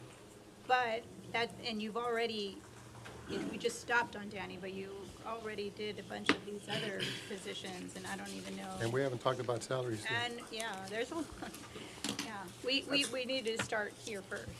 Correct, and I don't disagree with you, Mayor. I think we got to get to a point here, which we're going to end over. I think tonight we'll end over 1.8. Oh, yeah. But at least we can cut a lot of this fluff out, and then we're going to have to cut again. So even if we gave it to you or gave you the green, all the departments the green light tonight, doesn't mean you're going to hold on to that green light next time. What I would suggest that At we, the next workshop? At the next workshop, because we have to cut and cut and cut till we get beneath. So this is what I think, I think we need to fund the drainage crew, which we are gonna do. Then we need to also fund whatever's necessary if there are any issues with the streets crew that we have, because we already funded them. And I know that they were, correct me if I'm wrong, Oscar, but aren't they needing another person in streets or Ruth? Don't you need, I don't see it here, but I know that there was talk at the last meeting that there was a potential for needing another, not another crew, but you need another person. For or- paving? For, No, we're fully staffed with you're paving. fully stopped, okay. Right, So then there's that, so we got drainage, so we need to fund these positions plus equipment, and then give Danny the positions that he needs to keep the parks and all these additional parks that are gonna be created. We're giving them more work, less staff, so then, once we have those, see how much money we have left over for other additional positions. Nada. the only thing I would suggest is that we take anything that's a one-time expenditure, and we can actually put those into the fund balance, put them out of there. Which will then give us 700,000. But no, it's gonna give you a lot more than that. Because, Well, no, because part of that 1.3 is this so that might give you. 328. The thing is that we need to keep any recurring expense like salaries, below, I would suggest. That's my point, like, they're not, just because you fund them this year, they're not gonna go away, so we need to be, No, that's part of our budget. And we're not gonna have moving $3 forward. million next year to work with, because $1 million of this is from the insurance savings, and that's not gonna be here next year. And it'll probably be So- more, our insurance, just And as it might we've go up, that's true. experienced. So we have about $2 million to work with theoretically for next year's budget. Which, if you fund all of those positions, Might take you over. And then what are you gonna do?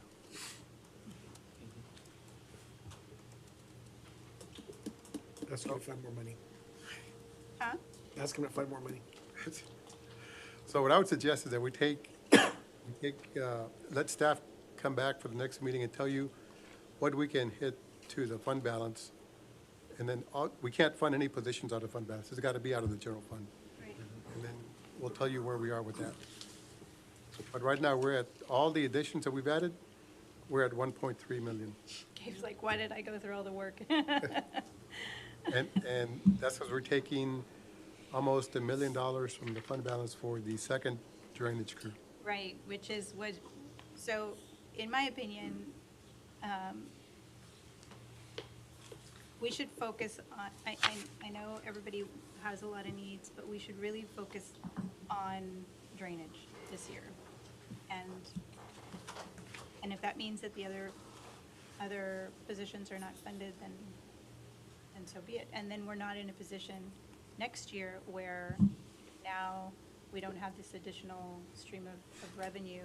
Because I'm pretty sure that once, I mean, this is a conservative amount that we think we're going, we don't have the certified, No. Right. We were very conservative on the property tax because we hadn't received it yet.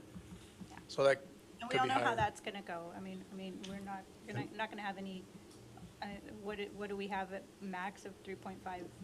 So there's not a lot to work with in increasing our expenditures.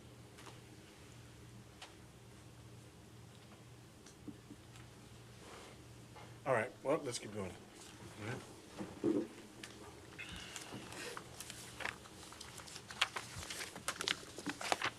And we haven't even touched I know, salaries. I know, we gotta just keep pushing Okay. through it. All right, let's go. All right, so, Park Superintendent, No, we're just requesting the three maintenance techs. okay. One, Cutting it down to two, three maintenance techs. three, all right.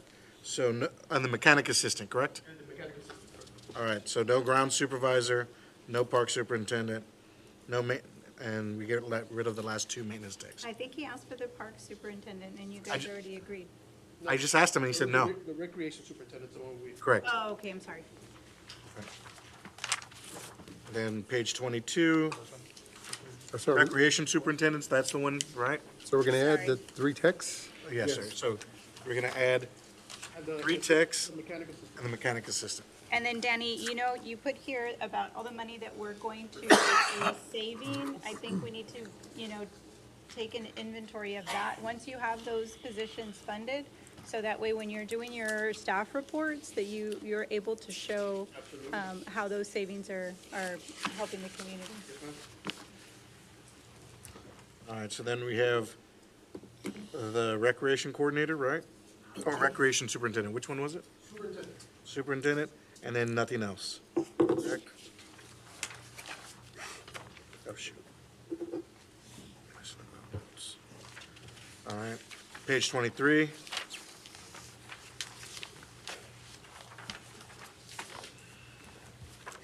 You We're only gonna scratch have the top 3 out, and then we're now to the city planner and compliance officer and that stuff. Okay. Ms. Sol? What did you add on page 22? Let me show you. Just the Parks Rec Superintendent. That's correct.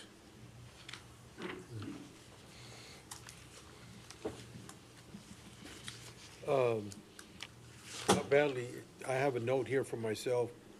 The city planner, as well as the code compliance officer.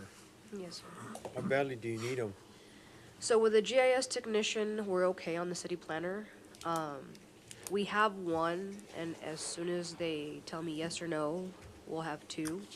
So technically, we do have 2, but right now I'm playing dual parts. But with the JS technician, that'll be very helpful. And then the code compliance officer, we have grown exponentially. At the end of this year, we're looking at an additional 3,000 lots, aside from what they already cover. They're covering their areas. There's 1 per district right now, but a 6th officer would be very beneficial. Okay. So I guess you really need a code compliance and the city planner, we can. We can wait on that one.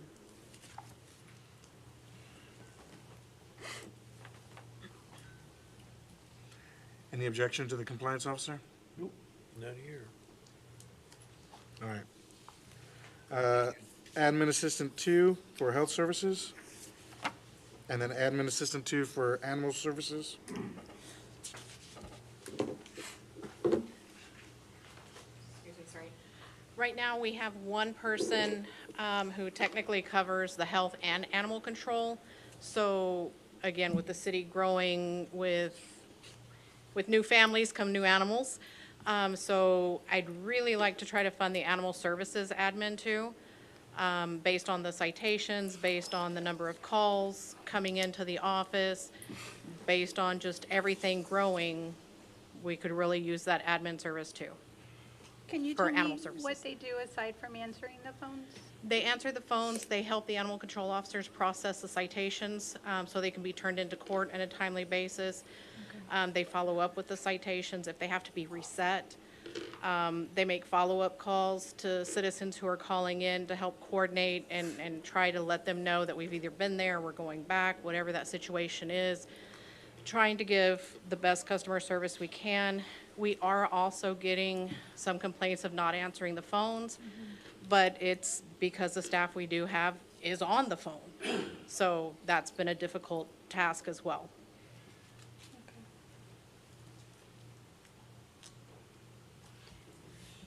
I think it's necessary for them to be answering the phone. That's like a big complaint. All of the departments really, which is why I think the call center next year may alleviate some of these issues. All right, so any objections? All right, on to the last one, Solid Waste Driver 2. Definitely need that type of guy. Well, if I can add, I know Chris is not here, but like Sol mentioned, we're getting an extra 3,000 lots, so there's a lot of new development coming up. We've already talked about creating a couple more extra routes, so. And we have the vehicles to support Yes, that. right now we do. That comes out of the enterprise fund, so it doesn't hit general fund. All right, let's Sold. do it. So now on to page 24. Hold up, okay, we said animal services admin 2, correct? Yes, sir. Thank you. All right, golf course, clubhouse, admin assistant. All right, on this stuff, you know, obviously, we put in a lot of money into the golf course. I think you guys have gotten really close to the black this year, correct? Pretty close to the what? Black? Yes, yes. We're It's like hard to 300,000 tell, short, right? but But that's we're- because we weren't open the full year, because Correct. we're still doing renovations last year. We're about at $950,000 so far this year. Correct. Revenues. Mhm. And expenses, I can't really tell you. Yeah, I remember last time, at least, Robert, am I correct? Last budget meeting, we were short like 300,000. Okay. Presuming we have a full year next year, right? What helps you get and stay in the black here? Or Well, I get to the think black? What I do, I know this is tough, but what I do is I do all of our purchasing, all our payroll, all of our invoicing, all FPOs, all POs, and I really need to be out on the course a little bit more often so I can get the course in better shape, which it still can get better shape, and so I can also work with these tournaments better and attracting more tournaments and more people coming to the golf course. They had a administrative assistant when I first got there, but she left right before I started, and we didn't hire the position because we were losing so much money. I said, no, I can do all this. I can't do it all now. I'm behind on everything. And like our Sawana had said, that if I did pass away or something, it would be very hard Why for are somebody we to. having these conversations, guys? I was saying it's gonna be very hard for somebody to step right in. There's Yeah, nobody correct. that could do it right now. If something happened to If me, they get hit by a golf cart, right? If they get hit, in this example, they get hit by a golf it cart. could right? happen, but Yeah, it's beverage cart. there's nobody else in our place right there that could do what I'm doing. All right, so admin, yes. What about the Right. cook? The cook, we would love to have the cook to come and work in the morning. Time out, I'm sorry. The golf, Admin assistant one. Minimum correct, one. we're not talking about the restaurant. We're talking about the admin, okay. Admin one. That's the one. Didn't I, last time we talked about, did you look to see if you could maybe outsource that, like get somebody to come in We and? we did look to outsource that. We did some studies and with Tim Elliott's too. Uh-huh. It's very hard they're gonna want the alcohol sales. Mhm. So they're gonna be required to be there the whole time we're open, from 7 o'clock in the morning till 7:30, 8 o'clock at night, 7 days a week. And I don't think any restaurant wants to do that. Have you tried? Tim has, Elliott, and he's got some numbers on that. I don't have them with me right now, but I do have some numbers. And Tim Elliott's on your golf advisory board. Yes. I would just like to see, because I see all these people at market days selling food, and there's all these food trucks, and maybe somebody Right. wants, I mean, that seems like a pretty good gig to be doing tacos at the golf course, right? Everybody Right. wants breakfast tacos, and then hot dogs and burgers and stuff like that in the evening. And we do tacos in the morning. The problem is we only got one person working snack bar. And that person's also cooking, then she's also working with the register with money, and she's constantly putting on gloves. Let's not say those things. She's putting So- on gloves. So that's my point. My Right. point is that since Right. you're not making, I would imagine, I haven't seen lots of profit when it comes to the food, and then might as well see if somebody wants to take that on, so that way you don't have to Right. worry about that. It's much easier to, you don't need, to And we sell. would sell a lot of breakfast tacos. We do sell a lot. What's the profit, Robert, do you know? Projected about 223,000 short of breaking even. How much was that? 223,000. Yeah, right. For breakfast tacos? No, just the golf course. I'm like, come on now. That's not what I was asking. Giving away tacos. Yeah, I'm like, come on. So I'd like to see, because last time there was no profit, or it was minimal profit. It's minimal profit. Yeah, I could so t- you're spending more money on providing the service, and I understand, and like, so, for example, our swimming pools are never gonna be profitable, they're quality of life types of, projects, and we wanna provide that for the community. Golf course, we want it to be profitable, but more than anything, we want people in this community to have a good experience and have Correct. these greens and love the asset and the investment that we have at the golf course.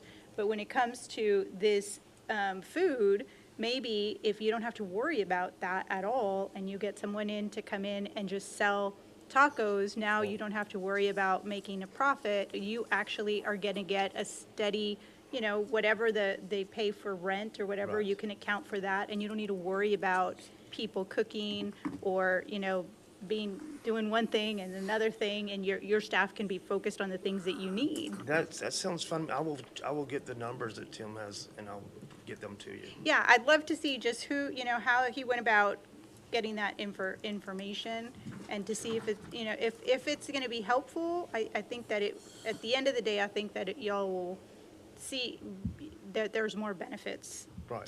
to not having to deal with that, because definitely people want food, right? But there's so many, I can't get over the fact that there's all these people that come to market days and they're, fighting for a spot because they want to sell breakfast or lunch Right. or what have you. So I think that, and none of those people sell beer or anything like that.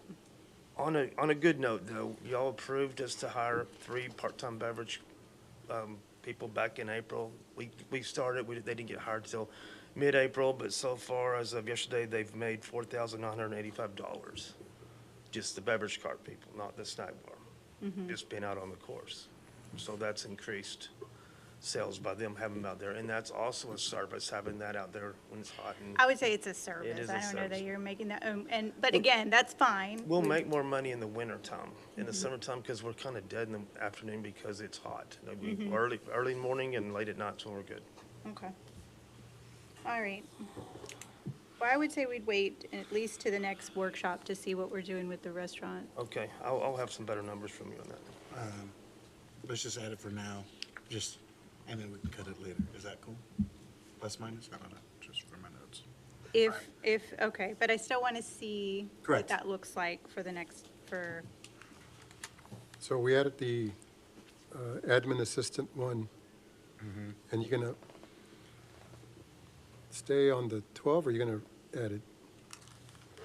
Let's add it for now, and then we'll cut it if those numbers don't make sense. Okay? Okay. Well, I can tell you right now, they're not gonna make sense. All right, the cook, yes, sir. And then part-time admin, restaurant, part-time? That would be somebody that works on weekends, also doing POs, also working with the room rentals in the back, because right now I'm currently coming up and doing that. And they would also be doing FPOs and POs when needed. I think you get the one for now. Yeah, that's And what, then, yeah. you can flex their schedule or however they do it. Engineer, part-time engineer, intern, what's that? We already hired an engineer and a. Oh, that's it. and an- Oh, I apologize. I thought that was like a golf course engineer. I didn't know what that was. I No, apologize. we can cut that one. Okay. I'll sacrifice that position. Take one for the team. Key player. Yeah. All right. We already, this is the EIT and the engineer, right? No, that's another one. We've already added. You got to pay interns now? Yes. So this was proposed, I've done it in other cities. Essentially, they'll be working 20 to 30 hours. They're typically either juniors or seniors about to graduate college, and they'll be either assisting on the field, collecting data. Instead of sending an engineer or a engineering training, they'll be going with the project control officer. They'll also be assisting within the field. So they'll be 50% on the field, 50% inside, and we'll show them how to do drafting. My goal for this one is at the end of that, I think they're going to be working about 1,000 hours, do a presentation what they did during their time with the city. Present them whether it's a set of plans, maybe they did a GIS layer. We'll sit down and have goals for that position. But it'll be with either UTRGB or TSTC. I think it's for a pipeline of potential staff in the future, as they get to work directly with the department. This is something I think I asked you to look into. The issue with interns is they tend to take up a lot of time because you got to hold their hand. Yeah. And I was an intern as well, so I speak from experience. And so they're going to eat up our engineers' time. Which is why it's, whether it's on your recommendation or not. Like, to Daniel's point, you've got a lot of work ahead of you. So if this is not the right time for this, then we understand, but I do it's up to recommend you. to have it. He's the engineer. And he's the one who's gonna hire them. All right. Any Plus, objections? they'll get involved in the community, so. I think it's a good thing.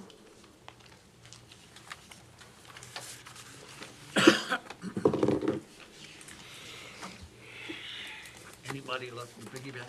No. No, we're good. We're at 1.7 million. It's 12, 2, 6, 3. Oh, we're going right over right now. Oh, no, you're gonna be over. That's, All right, proposed revenues. Our proposed revenues at this point are 67,514,156. The bulk of that is in sales tax, property tax. I think we can shoot ahead, right? Yeah, we since can this is do- not accurate anymore.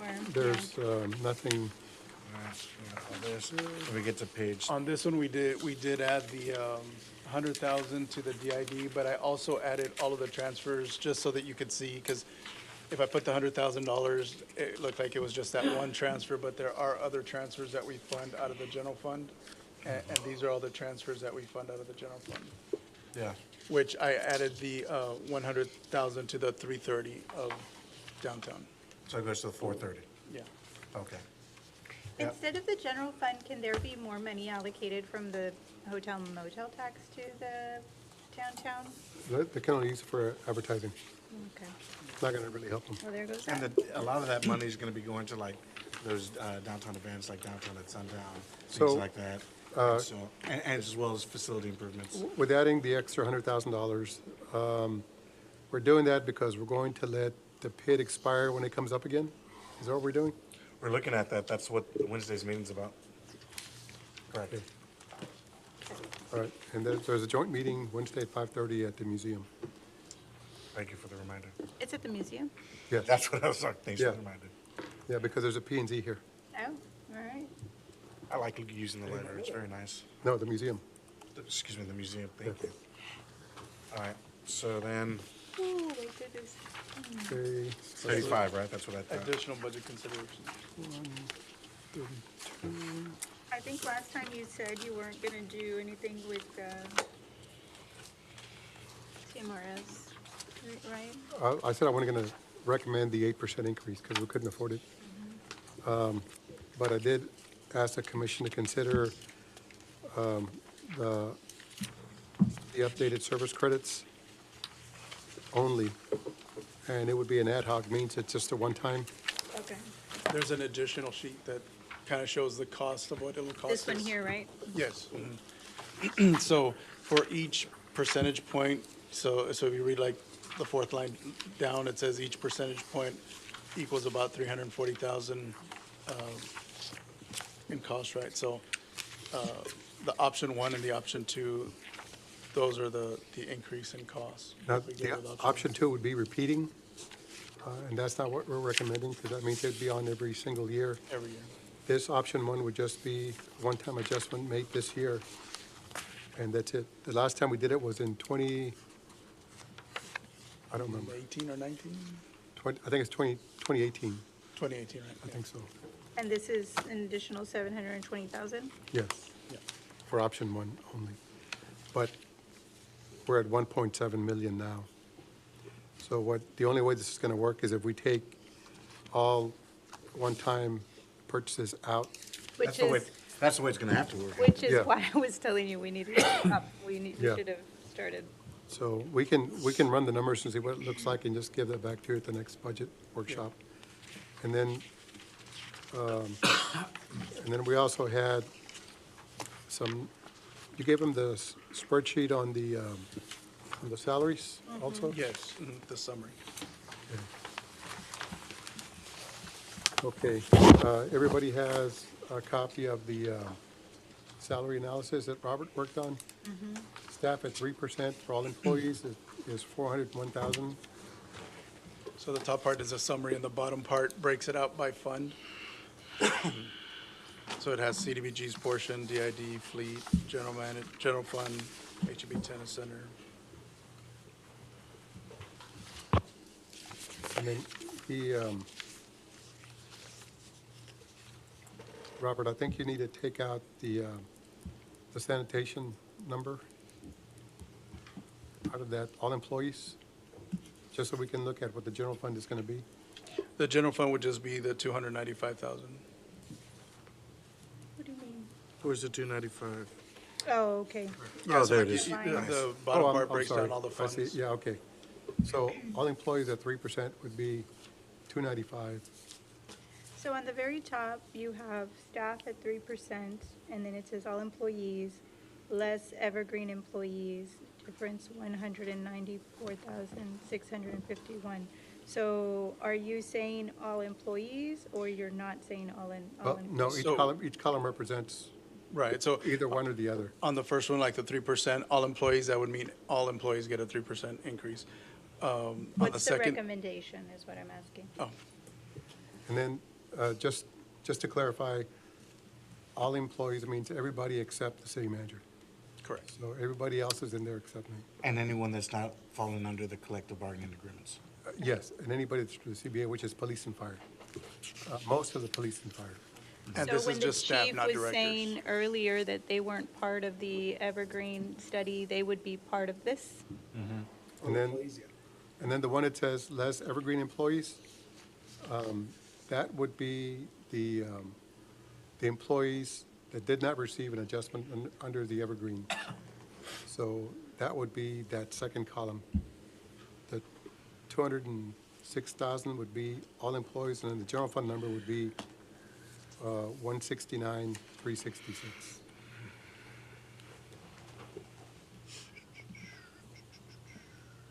And so the recommendation would be to do the 3%. For all employees, correct? Yes. 3% COLA for all employees across the board, Except that would not, no, that would be all employees. all employees, Mhm. which would be 295 $295,000. for the general fund. This includes the directors? Yes. The directors are only at the bottom on the 194. This is, the 401 only includes all staff, not directors. Okay, not directors? Okay, so then we have a separate, a separate dollar amount that would include the directors. And that was what was mentioned at the last meeting, that it would be based on a merit adjustment, which would go from 0% to up to 8%. And that amount would be roughly. Presuming that every director got the 8%, that's the yeah. 194. That would be the most. Right. So this 295,000 is what? It's not, it is, okay. Would be 3% all staff employees, not directors. Minus directors. Yes, minus directors. And what's the cost for the directors? 190, up to 194, 118. That would be Up here? Yes, ma'am. But we wouldn't be using that because that's contingent on everybody getting an 8%, and that's probably not going to happen.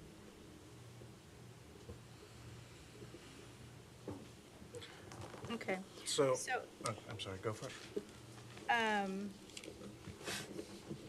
maybe you'll answer some of my questions. Go ahead. What you and I discussed last time, Mayor, and I was able to talk to Gabe, and this is what we discussed was, I've always had a concern about that 2% that we did not give in 2022. And so I went with Robert and we discussed what we've done so we can have a historical perspective. Back in 2022, if you made $75,000 or up, we gave a 1% raise. And if you made below that, we gave a 3% raise. And in 2023, we did a market adjustment based on the evergreen, and we adjusted your salary based on either the evergreen or we gave a 2% COLA, whichever was higher. Correct, Robert? Correct. And then 2024, if you guys recall, the evergreen was supposed to last 3 years. We combined year 2 and year 3, and we combined it in 2024, thereby completing the evergreen. What I think we should do is do the 3% based on what staff is recommending, the 3% for all employees, and then do an additional 2% for everyone that makes 25,000 or above, and it's not seen as a raise, it's a catch-up based on what they did on the 2022, I'm sorry, 75, you said 25,000. I apologize, the 75, and it's not necessarily raised, it's just catching up to the level in 2022, and we had delayed that. So those making 75,000 will get that additional? The 2%, they'll catch up to what they should have, I think we should have given them in 2022. That's the difference, and it's a one-time adjustment. And it would apply to, I talked to Gabe about it, and what he recommended is we do it for the ones that make 75,000 and above, but that are not directors. Because the directors, I thought he struck the perfect balance on that, on what the mayor and I had discussed, and I think that's the best way to proceed forward. Now, these were the numbers I was given when Robert and I talked were a little higher than what is now being shown to us, the 295. And so when he and I spoke. So this doesn't, like when I gave you the 500, doesn't include the breakdown, so it'll have a similar breakdown between general fund, sanitation, purchasing warehouse. Correct. So it'll be similar, the breakdown. I guess I'm confused when I'm looking at this because the total doesn't make sense. Like I'm trying to. So the 401 is a detail of the bottom, where it shows all the funds and it says 401 in that first column, 3%. That is the breakdown of that 3% that's on top of all employees, 3%. That's based on our $115 million budget. Yeah. What we're looking at today is just our, $65 million budget, which is only general fund. Right. So that's why there's a difference. Yeah. So If you want to look at just the general fund number, it's 205,000. 295. Is that 9? Yes, I'm sorry, I didn't have my glasses. It's 295. So, I'm just gonna write it down. You go ahead and tell me. So staff, to give an increase to all staff that is under $75,000 because they're gonna get a 3% COLA since they already got 2% with the Evergreen study, which would, that is the only reason there's no recommendation to have them at 5%, because technically they already got the 2% that the rest did. Correct, they So- got the 2% in 2022. 2022, okay. So the 3% for staff that is under 75,000, that's gonna cost the city $401,000. So, That's for so everybody. Commissioner Lopez's calculation is different than this calculation that Gabe. Okay, so then tell me where to find what's the cost for staff at 3% under 75,000. We don't have that number. Okay. It was just Commissioner Lopez informal. I have it on my spreadsheet, but the total amount is 500,594. But of course, it's broken down into the various departments. And where's that? That's not here. So it's not on here because it was kind of like an informal request from Okay. Lopez. It wasn't. So- I got it. So staff, the 401,000 is if we give everybody a 3% raise. That's all staff except for directors. Yes. Staff at 5% means everybody, including the ones that received a 2% back in 2022, based on the Evergreen study. So that would cost the city $668,728. And then the director's bucket of money where Gabe can, at his discretion, increase the pay up to 8% is $194,118. Do I Yes. have that correct? That is Yes, correct. that's correct. Okay, understood. And so what is being proposed is slightly different in terms of the percentage. And I'll defer to Gabe on how you want to proceed, Gabe. I think that, Well, you manage the city. I think we need to take what Commissioner Lopez suggested and put it into the equation, Okay. because right now we're not, we're already at 1.7 million. And I need to take out all capital items out of this. And we still have to keep it below 2 million for it to be viable. So I don't know what that number's going to be, so we need some time to go back and look at it. And I can do the calculations of how much it'll be for the general fund and each fund. Robert can have them for you in an hour. So. Well, Actually, I've already done the calculation. It's Yeah, done. no, but everything else, not just the salary. I know that Daniel was a big advocate for the staff when we were doing the Evergreen study, and I think that we wanted to be real conservative with our spending at the time for valid reasons, but I do feel that the city could potentially lost some good employees. You can't retain good employees without a competitive wage. So I am in favor of providing increase to those that haven't gotten one since the 1% is really insignificant. However, on the directors, I do like that you've got the 8% and that amount of the 194,000. I would take it a step further. I think that we need to not really micromanage and let Gabe do his job in terms of providing raises to directors. And so if, they're doing a great job and deserve an increase in pay, not having to come back to the commission, and if we can have this allocated amount where you have that at your disposal, so if you have to have these conversations throughout the year or in the years to come, that you are able to draw out of this money that's kind of earmarked for directors. But I do think that should come with a certain level of responsibility, right, and accountability for the directors in terms of, just like the city managers get an annual evaluation, maybe directors should have an annual evaluation that is tied to a potential raise. So, if you are doing a great job, you again get up to 8%, whatever that looks like, depending on their salary. not doing such a great job, then, you can try harder the next year, right? And that way, we don't have to be doing this year after year, and he's got that money to work with, and hopefully the directors feel appreciated and knowing that there's room for, professional growth, financial stability in their lives. So if we could figure out how to do that, I think that would be better so that way you don't have to come back to us asking what it is that we want, whether we approve or we don't, because ultimately you're the one that works with everybody day in and day out to be able to ensure that they're paid competitively. Based on the conversation I had with Robert, just an overview, that 2% for the people over 75, the total was like 45,000. Right. At one time. So it wasn't anything wild. But keep in mind, inflation has gone up a lot more than 2. I agree. And see, a quick calculation here, anybody making $15 an hour would get a raise of 45 cents at 3%. I think we need to do better than that. I don't know what the spread is in terms of the pay of what people get. Yeah, you really need to look at that. Yeah, I'm happy Commissioner Morales brought that up, because I did have a conversation with one staff member. He was telling me he was a little peeved because his pay went up 40 cents a paycheck.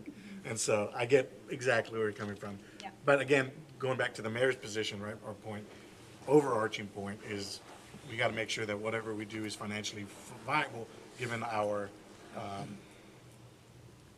priorities, which is the, so I agree, let's look at the numbers and then we proceed, and we come right Yeah, back. because we also have to keep in mind, all right, the insurance that we all agreed to, they're gonna pay $20 and change out of their pocket, okay? So, no? If you're a single person solely, For their families. Yeah, and actually, it's gonna go down 7%. no, I know that we're gonna save some money, but they're gonna be paying out of their pocket. No. They're gonna save money too. If they have dependent care coverage, their rate's gonna go down 7%.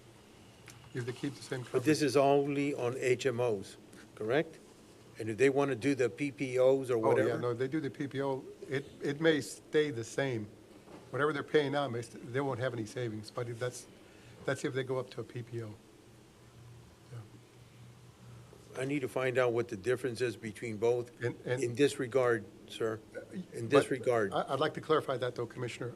If somebody, a single employee only has his insurance, his or her insurance, we're gonna provide the HMO. If they want to go to a PPO for themselves, then you're right, they're gonna have to pay money. Is there enough MDs, doctors that'll accept the HMOs? That's a question. I think when the guy was here, he said 90-something. 98% is what he said. They can go anywhere throughout the state, they just can't go outside the state for, But just keep in mind, what's his name, Gibb, he's out of Addison, which is Dallas. If he's comparing that to what happens in Dallas to here, we're up the creek. you could go to a doctor in Dallas. Oh, so we're gonna have an employee from here go to Dallas? Could, if you wanted to. Is that what you're asking? How many people are gonna go from here to Dallas to see a doctor? I'm not following what you're saying then. If they're gonna be stuck with HMOs, okay, do we have enough doctors in the area, I'm referring to Cameron County, to where somebody would go to see a doctor here and get that HMO to be viable for them? That's the question. He said 98% of the doctors were covered, so. But again, I'm questioning that because he's up in Dallas. Is he looking at these numbers down here, these doctors? That's what I need to verify. Well, why don't we do this? I think you have a lot of good questions. Why don't you get with Gabe after the meeting? And then please, Gabe, if you could circulate a Q&A you have with the commissioners so that we're all on the same page on the next budget meeting. Well, what I can do is get you a list of doctors in Cameron County that are covered and then get that to you. Under HMOs? Yeah, under the HMO. And that might help you. And then the Yeah, that hospitals, would too. help. Thank you. Good. All right. I think we're done, Mayor? So just to recap, at the next workshop, you'll provide us what it looks like for us to give a increase of 3% under 75, and then an increase of 5% over 75, And then, of course, we'll have directors. That figure won't change. And then, unless anybody here has any other recommendation, I think that that's the direction that we're going. I think Commissioner Morales wanted to look at 5% For everybody. for everyone. Well, that's in there. And let's do 4 as well. Okay. Well, we've Okay. got those numbers here, but you can present them again. We have that in front of us. Yeah, it's 668,000 at 5%. I will say that my kid makes $15 an hour, and he got a raise of 22 cents or something like that, which is why I told him to keep going to school, right? But that's the reality at, you know, the percentage at $15 an hour that's the increase. I remember making $7 an hour and getting 10-cent increase, 12 cents increase, and those kinds of things. But if we are going to entertain this to really make a difference, then I would go back to my original comment that I made on our last workshop, that those increases could be at the discretion of Gabe. Because even if you do 15%, if you do 5%, the reason why I shared that about Eric is that it's not gonna make a big difference. It's gonna be another 10 cents or so. So if you want to increase, like to say, I don't want this person, I'm sorry, Mayor, but Eric is what, 22? I'm advocating for you. I know you don't notice, you don't recognize it, but I'm agreeing with you. And what I'm saying is that if you want to make a difference in the salary of somebody that's making $15 an hour, you need to empower Gabe to say, I'm gonna give him $1 increase, a $2 increase. I'm not gonna do a I percent. am for that. That's what I'm saying. So that is something that we might want to consider at a certain dollar hourly amount, and that's something that, because if that's your goal, which is admirable, and I agree with you, you're not going to solve it by going to 4% or 5%. Thank you. Now, the one thing I would like to state, though, is, and this happened during the Evergreen, is that when you give adjustments to get them to market rate, there's compression. So some of the, matter of fact, it happened in one department where the employees were making more than the supervisor. And so it's hard when that happens, but it did happen. Right, which is why and I know that I'm in the minority here because I work for myself, and when you have a small business, it's different. The way that you give raises is based on merit. So you're never gonna have that. If you have, 10 employees, you're not gonna have the boss making less than the people that are working for them, because you have such a small group in front of you, and you're managing, and your performance, your direct performance is going to impact how much you make in a small business. But when you have the city and you do this across the board, that's when you have these issues, because, people are at different levels for whatever reason. And if our goal is to pay a livable wage, sometimes that percentage does not meet the goal. It's great. I mean, we can all go out and say, you know what, we gave everybody 5%, but you're still gonna have those same people that say, hey, I gotta feed my family. What am I gonna do with this 50 cents? You might as well just keep it, right? And so if we are going to focus on that, then there's opportunity to raise the minimum wage, which we tried and we did the first time around, but it's not very high. And I don't know how many people that work for the city are in that category, so that'd be important information to have as well. I think to get that information, you would want to redo the Evergreen study with that base number or whatever. Or we could look at what they found at that time and provide, and just have a refresher on what that looked like at the time. So, from what I understand, we're looking at what Daniel is proposing, giving you this alternative option if it's something that you want to look at.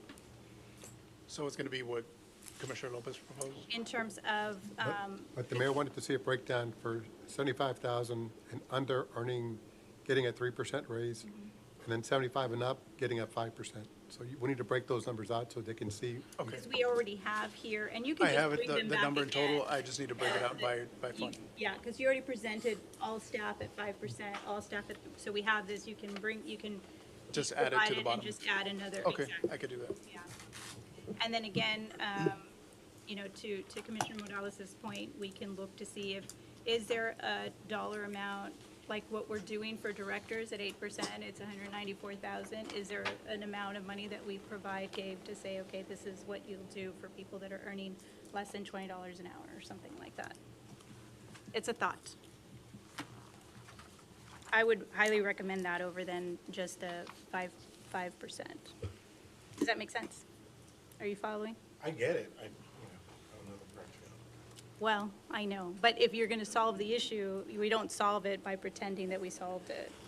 I don't disagree, but again, then if we do something like that, then we build up that compression again. Mhm. That's the concern. You never fix it. It's just something you gotta continue to revisit.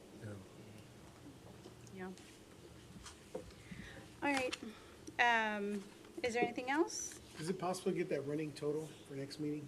Yes, of everything we've added. Yeah, like this, we take something out, it gives us the It's total. gonna be. Yes, I can have we it in to Excel so we can Do add it. everything all over again. Yeah. And to the mayor's point, if we can already build in that drainage crew Yes. dollar amount, let's already put it in there. Mhm. Yeah. Wait, That's solid. And I would say these 3 tech positions for parks. It wasn't that total that I gave you. The 1.7 million, the drainage crew was already in there, except for the equipment, but that's coming out of general fund, Well, it's the because fund then balance. Next time, based on what we approve with salaries, we're gonna have to potentially cut from some of the positions that we greenlit today. Mhm. That's why I want that drainage crew untouchable. Right. We'll get that for you. Thank All right, okay. Now, the next I don't know if you wanna workshop go is through the- last Monday of the month. We might need one more, Gabe, because we're gonna only have one more. Well, no, that's the next one. We might still need to have another one in August. The reason we're having it is because 2 of you are not going to be here on the 21st, I believe. And so we have the 4B meeting scheduled, hopefully for the 17th. Zoom? I don't know where I'm gonna be. You're not going to be here Wednesday of Yeah, next but- week. Yeah, but I won't be back, I might not be back till the 22nd. Okay, yeah, so that'll You're be gonna be gone 3. for one day? I'm leaving on the 16th. Oh. Okay, well, I just don't want to be, I think we're not going to have a quorum on the 21st. so, I'll be in Austin. Okay. I could do Zoom. so we have one more, we have 2 more workshops. No, we may have to have more than that. Okay, but, scheduled. Scheduled, we have one on the 28th, Okay. because that's when everybody was going to be What's here. the deadline? So,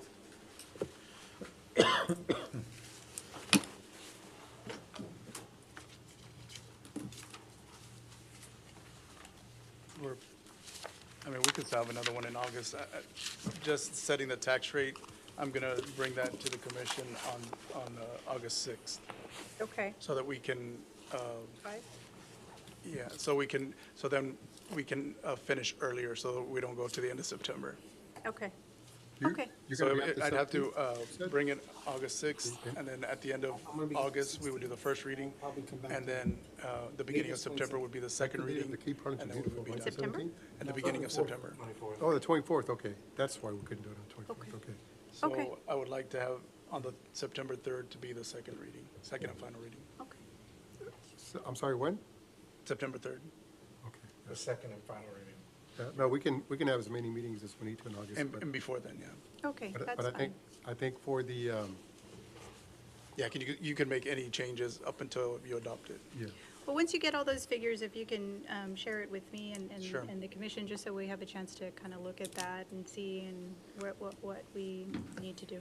Okay, so the next meeting is going to be tentative? Well, the next one we have tentatively scheduled is the 28th. 28th. Yes. All right. Right, that's my point. Well, we can't, we can try to have it on the 14th. Is everybody going to be here on the 14th? Yes. We're just not going to have the 4B data until we meet, but Well, I think we really need to get a hold of what it is that we Okay, are well, we trying. can meet again next week on Monday, I already have it on the calendar. the 14th, okay. Yeah. We can do that, and then we'll have our meeting with the 4B, hopefully on the 17th, so we can get you information on, 14th? Yeah, I'm here on the 14th. okay. All right. So let's schedule it for the 14th, then, and we can at least get the general fund part of it out, because. That's the hard part. Yeah. that's our part. And I think the 4B is probably gonna fund all the projects that have matching grants. Everything else is we need to figure out. And we do have a quorum for the 4B. We're working on it. Working on it. So Yeah, the they're most working important is the matching grants, and the others are improvements that we want to make, but, Well, you know. it depends who you ask. Vestal and Stewart Place, yeah. Well, I'm sure there'll be, so the 4B, that budget still needs to come to this commission anyhow.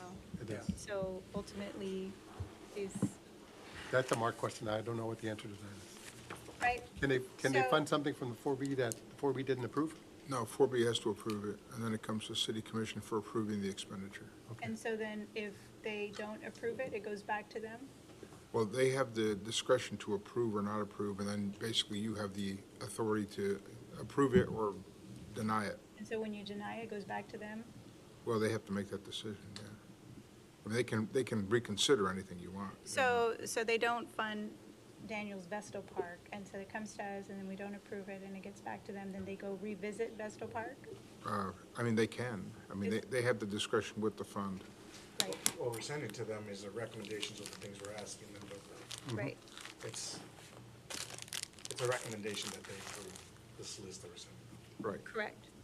And then it ultimately needs to be approved by this commission, is my question. Correct, yes, Right. ma'am. You're just not, obviously, you're not here saying, well, because with with Sandy's, you can move things around. With this one, you can't. No, because they have to, Correct. you're correct. Right. All right. All right, okay. Thank you very much. Thank you.